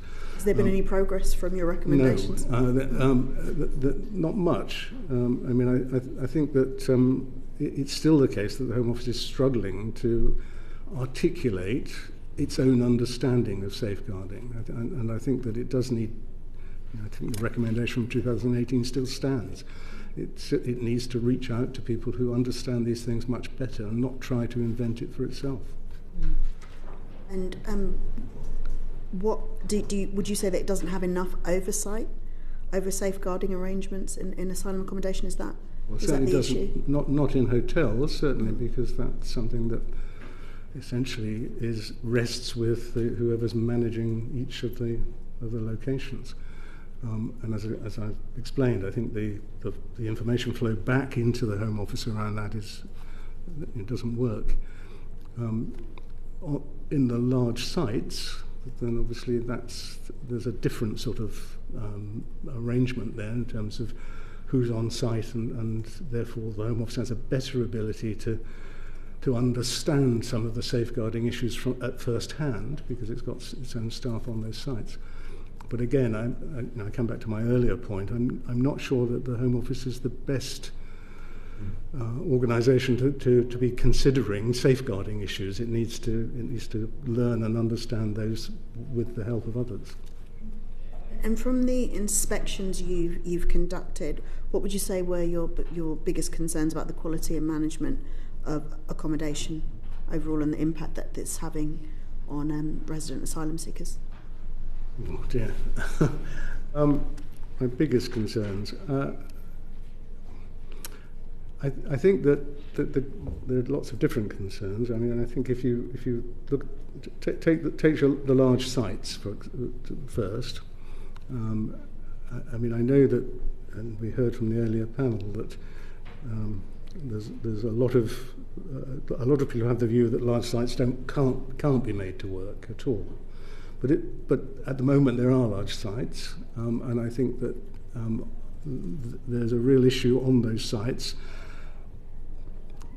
There's a question about providing the people there with meaningful things to do, to occupy their time. You've got large numbers of young men, who if they are unoccupied, if they're idle, if they have no purposeful activity, there is a risk of frustration, disorder. There's a whole series of problems that might flow from that. Those are touched on in the reports, and in particular in letters that are annexed to the report that my predecessor sent to ministers at the back end of 2023 and early 2024, drawing specific attention to the need to consider those questions about purposeful activity. I think that the other thing about, and this isn't just large sites, this applies to the whole population. There's a question about uncertainty, people not knowing where they stand with their asylum claim, how long it's going to take for them to get any sort of answer to their claim. And so they have no sense of how long they're going to be in the accommodation, no sense of what their future might hold. And I think the lack of communication with asylum seekers about what's going on with their claim, it's something I drew attention to again some years ago as I was leaving the post in 2021, about the importance of ensuring that there's communication and that people can ask the question, what's happening? And they ask that question regularly, particularly in the large sites or in the hotels. They're asking the questions of the people that they're engaging with. Those people don't know the answer, and so it's a real source of frustration, I think, that people don't know. In the report, you'll have read that there was a real contrast. Napier Barracks down in Folkestone was brought online at the back end of 2020, and I went down there in early 2021. And it's a fairly desperate place, but people were feeling their mental health was really being affected, their well-being was being affected. There was some disorder at that time because they didn't know what was happening to them. It was more complicated because there was COVID and all sorts of other sorts of restrictions. But they just didn't know. I went there again back in July, and those men there now know that they can't be there for more than 90 days. They have a degree of certainty about their future. I sat around with a group of about 20 of them, and they were quite jolly. They were quite happy. Some of them, they knew to the day when they were going to be moving. Contrast that with Wethersfield. I went there again, also in July, and to the Bibby Stockholm, and there were people there who couldn't actually recall how long they'd been there. They had no sort of sense of time, and that I think was obviously affecting their mental health, their well-being. So I think that, as I said, there are lots of concerns, but those are some of them. And just finally, you obviously carry out inspections, you produce a lot of reports. You were talking about a recommendation from 2018, and thinking about the last one I've seen from October 2024. How or are any of these recommendations being carried out? Are they listening to?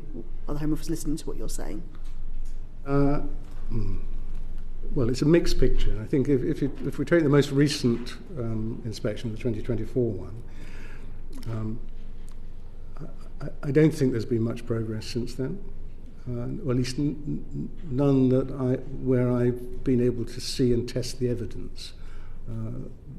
The Home Office tells me that there are things in progress in relation to most of the recommendations. But I haven't actually seen very much that's concrete. In the past, if I reflect not just on asylum accommodation but more generally, so I think I counted, there were something like 440 recommendations in the 6 years that I did this, between 2015 and 2021. About 3/4 of them were accepted fully. Most of the rest were partially accepted, and I think there were 20 that were actually outright rejected. But going back, in 2016, I introduced re-inspections. So going back and looking at whether, in fact, recommendations had been implemented, it was frequently the case that although things had been accepted, they hadn't been implemented, or the implementation was incredibly slow, or it wasn't quite what was recommended, and so I think there's a real question about the Home Office's implementation of recommendations. I don't think it's unique to the ICIBI. I mean, there are recommendations that are made from the NAO, from internal audit. There are reviews that make recommendations. So it isn't They're not singling me out, not to implement the recommendations of the ICIBI, but it is an issue about follow through, and it has something to do with the capacity of the department to deal with all of its business all of the time to the right standard. It's such a wide remit, and there's quite a lot of turnover at senior levels. Corporate memory's not great. Corporate record keeping is terrible, and so it sometimes there's complete commitment to do something, but then not follow through. And as you will know, as a committee, often the Home Office is in crisis over something, and when some crisis comes along, something else that it was doing has to fall away, and that's what happens sometimes with some of the recommendations. Thank you very much. Thank you, Chair. There'll be more. Yeah, thank you. I was just wanting to pick up on the points around strategic leadership at the Home Office, and it may be that you've covered some of the points already, but just to highlight issues around leadership to start with. I mean, do you think that the Home Office had a clear vision and strategy when it came to asylum accommodation? No, I don't. I mean, clearly what I mentioned, I used the word crisis before. It was dealing with something with a crisis, wasn't it? The numbers were going up dramatically. It was trying to find a way of managing that. So at one point, the answer seemed to be large sites, and that was the direction it was going in, and that was sort of the direction the Prime Minister was, at the time, was, I think, taking it in 2022. Obviously, it's now changed direction from large sites now to small and medium sites, although I'm not entirely sure what exactly that means, but that's the sort of shift, and a shift away as far as possible from hotels, although I think the Permanent Undersecretary has indicated that that's not going to happen for a number of years. So I think it still doesn't really have absolute, well, at least, perhaps I should caveat that. I'm not entirely clear what its strategy is. If it has one, it hasn't articulated it in a way that I've been able to understand it. And building on that, so really, not to using my words, that there is still an unclear strategy associated with the current administration in terms of asylum accommodation. What impact do you think that this is having today on the lack of clarity around having no clear strategy to deal with asylum accommodation? Well, it's obviously going to have an impact on the question that this committee is looking at, which is around the break clause in the current contract and what any sort of future provision might look like. In terms of the sort of planning for whether or not that break clause is going to be exercised and what different direction asylum accommodation might go in, not having a clear strategy is obviously going to have an impact on that. I think it does go to that other question that, again, the committee was discussing with the previous panel, which is around sort of stakeholder engagement, the way in which it engages with local authorities and others around what the requirement might be for accommodation in particular locations.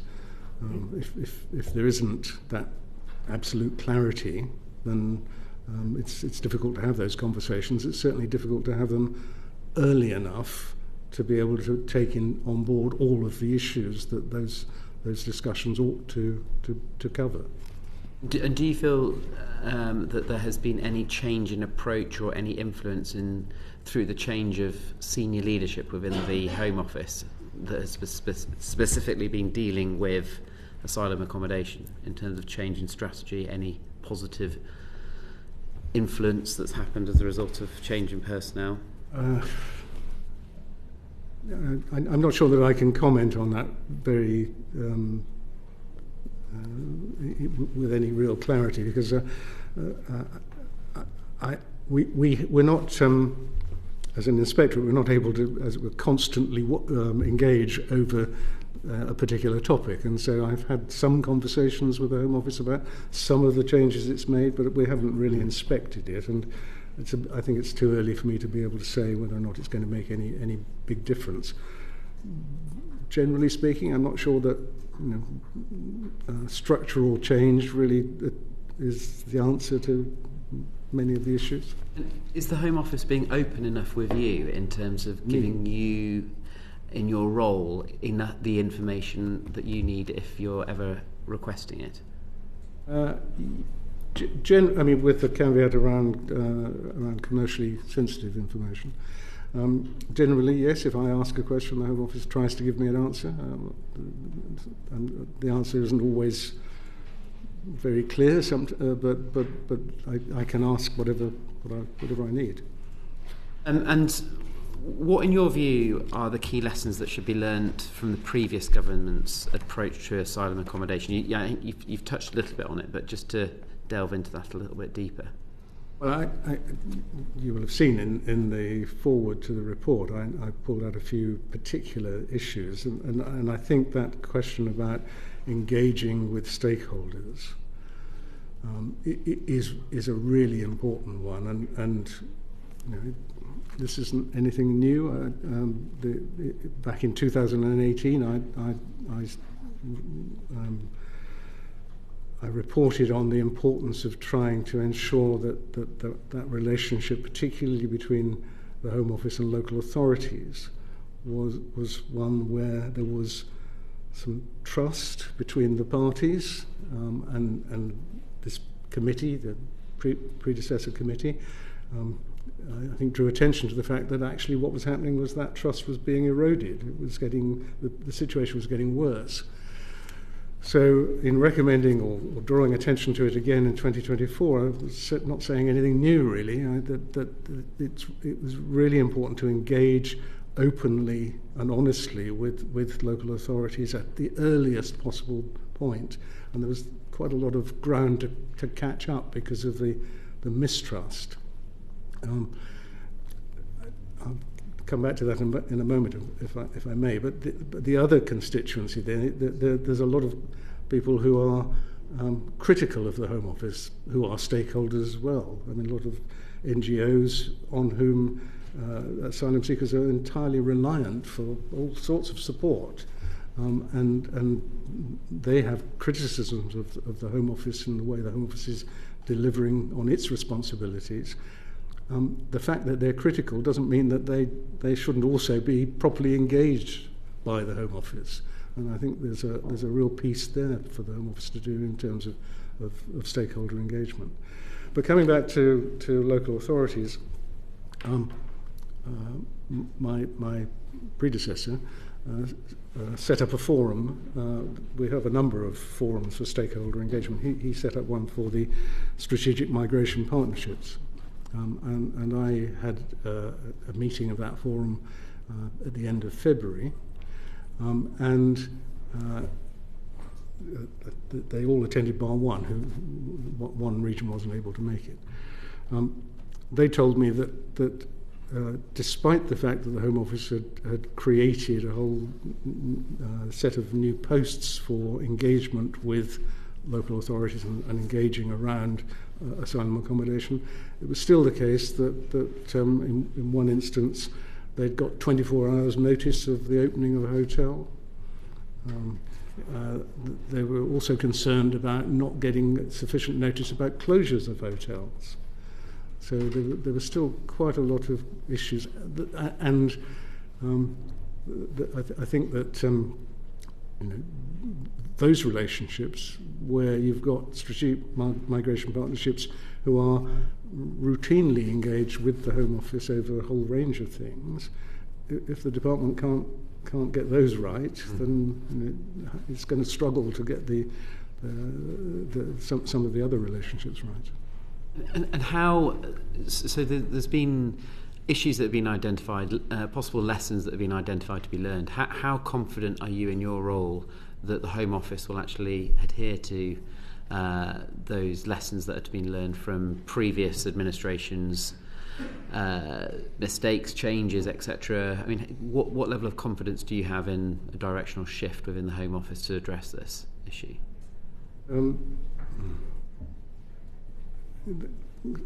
A lot of the issues for the department are really systemic, long-running, underlying issues, and a lot of those issues have been identified over a very long period.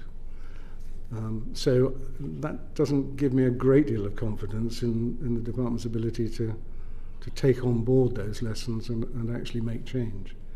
So. Okay, and I just want to finish off on stakeholder engagement, because you mentioned that as well.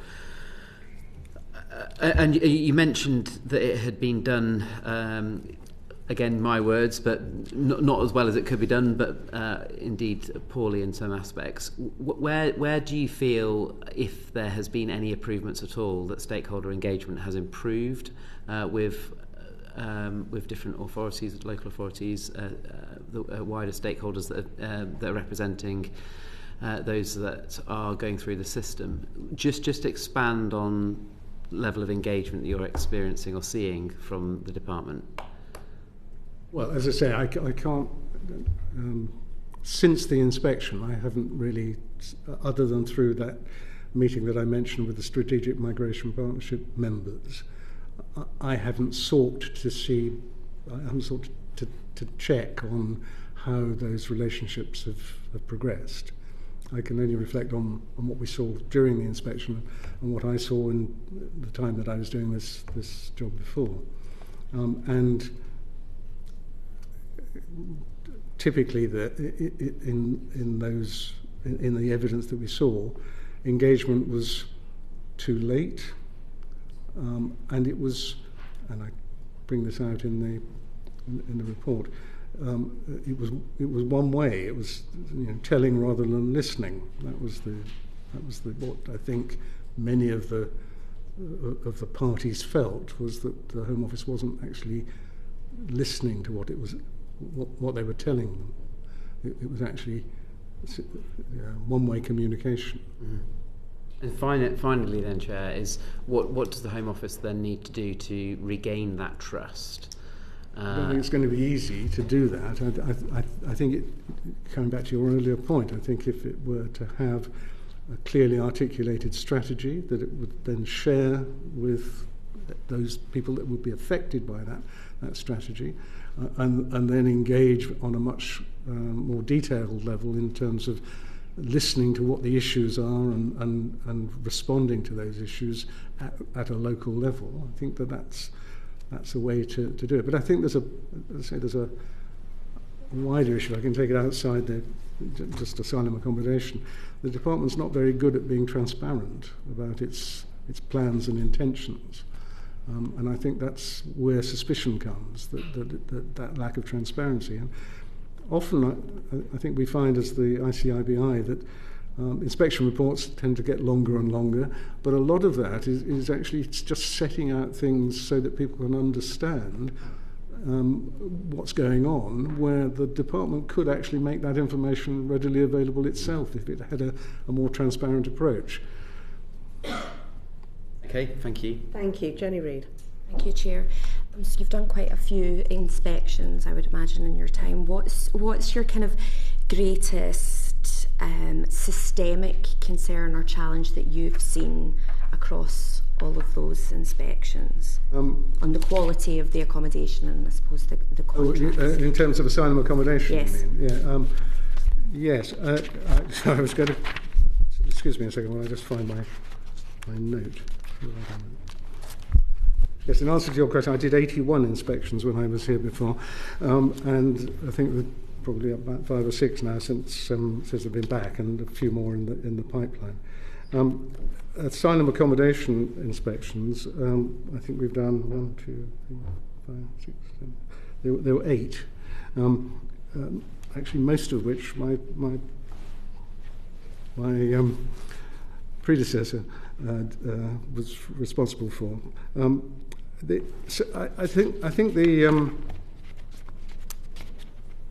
the issues that I've already mentioned, I think, are the ones that come out for me most strongly from the inspections that we've done into asylum accommodation. There's the engagement with the providers, the sort of proper supervision of the provision of the delivery of the contract. I think that's been problematic from the beginning and continues to be.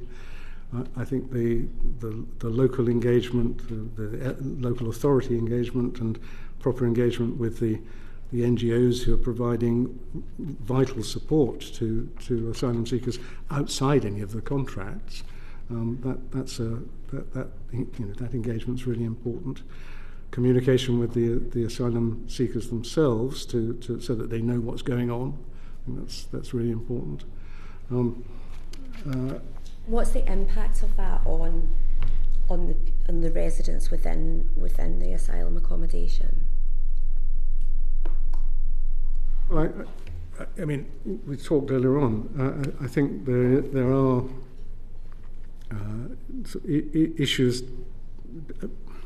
People claiming asylum, by definition, are vulnerable. Some have additional vulnerabilities because of the experiences that they've undergone. They clearly need support and care.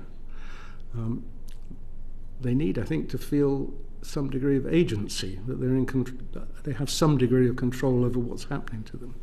And I think that's something that the Home Office, I'm not sure, properly understands, or if it does, it doesn't really do enough to try to help people.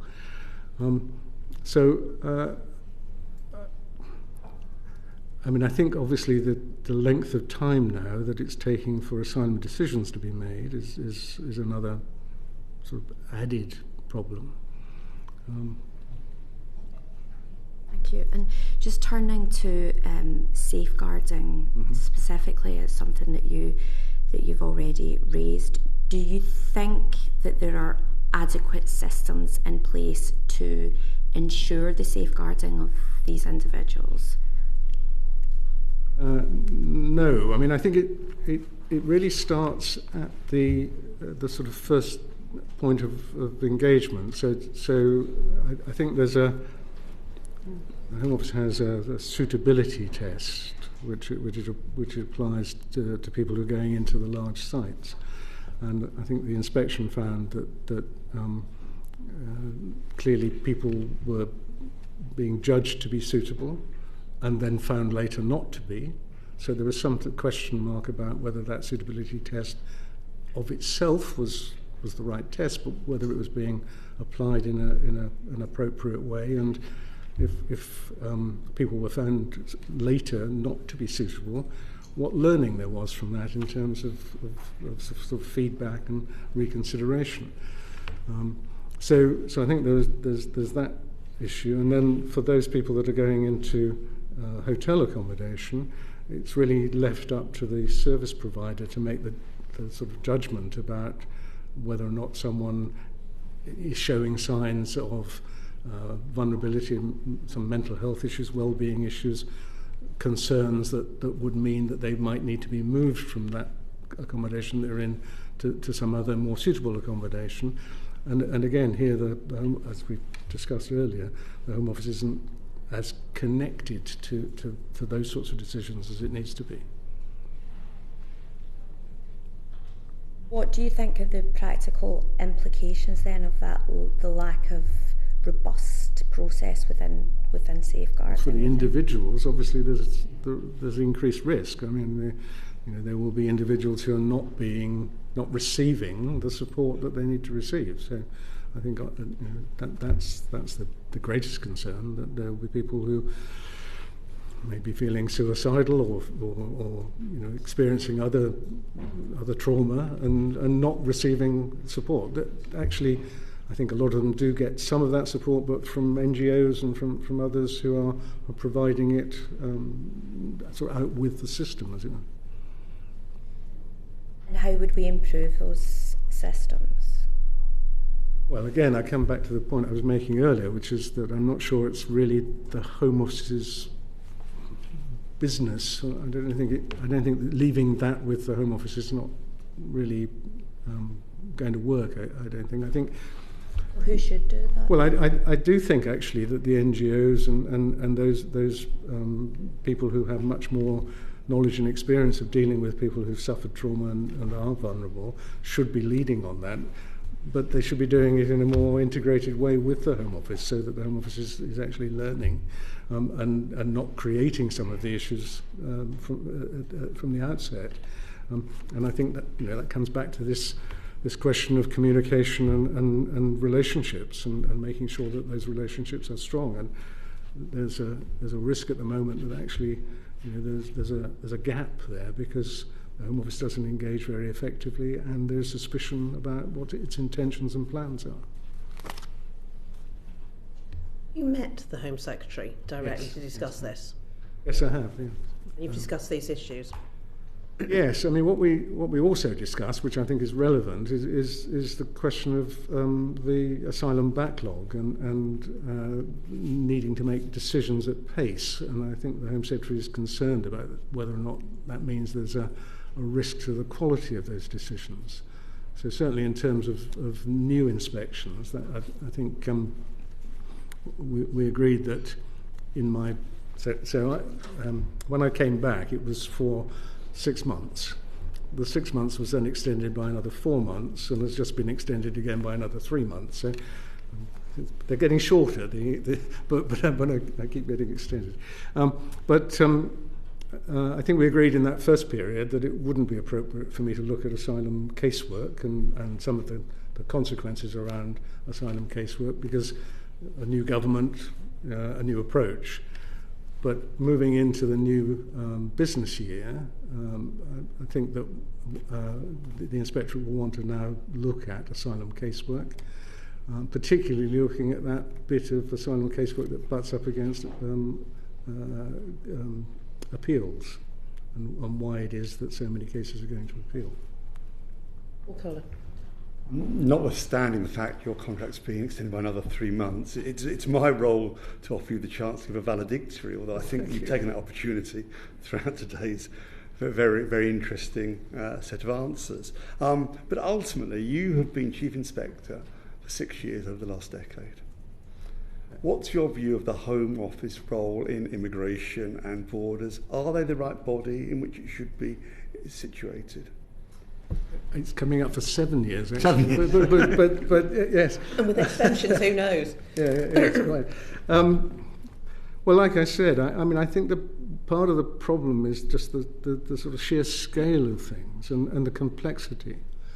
And the department, as I said before, I think it really struggles to have the capacity and the capabilities that are required to manage all of those things consistently well at the same time.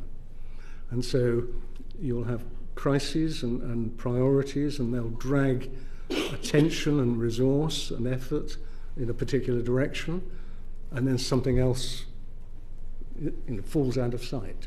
And that's how you then end up with backlogs and issues that then themselves suddenly become something that you can't ignore for any longer, and then the shift is towards that. So I think capacity, capability is an issue, and I think that does raise maybe some questions about whether or not the department's too big, the responsibility is too wide. What would you do about that? That's not really my sort of. It's not for me to comment, I don't think. But I think it is a question. Can the department actually manage all of those things to the level that it needs to? Is the mindset right? Is it should it be in business, for instance, migration? Should it be in business rather than in control of? Well, some aspects obviously do require input from other departments, and I think when it comes to things like visa policy, then clearly there are other interests, and the department does, I think. I mean, it's not something that I've looked at in great detail, but I think it does engage with those other interests. And obviously, there's the MAC now that provides some advice on some of those sorts of issues. Finally, I agree with you. It's unlikely vastly more resources will become the way of the ICIBI. Given that reality, do you think there's opportunity to change the remit or powers to make what the ICIBI does more efficient? Well, as I mentioned, that there might need to be some tweaks to the legislation in relation to commercially sensitive information and the way in which that might be managed. It's a difficult balance, I think, to strike. I think I'm not a regulator, I'm an inspector. I can't force the department to do anything. I can only make recommendations. It's really important that those recommendations are evidence-based, that the Home Office can have trust in the evidence that's presented by the inspectorate, and the recommendations flow directly from that. I think it's, there's been a lot of discussion, I know, about the ability to publish reports. I've never sought that. I think there's a strength in the current arrangement whereby the report is laid at the same time as the response to the recommendations. I think if you dislocate those two things, as is often the case with other inspectorates and other bodies, it becomes more difficult then to understand where those recommendations came from and whether the response is adequately responding to what the findings of the overall inspection. However, the department's got to do much better in sticking to the 8 weeks than it's ever done in the past. And I think if there was some a more defined requirement about it having to publish within 8 weeks, that might be helpful. But generally, it's always going to be a sort of tension, I think, between the inspectorate and the department, because we're going to find things that it's not going to want to hear. They always get reported, sometimes with redactions, but they go into reports. So it's a tricky relationship.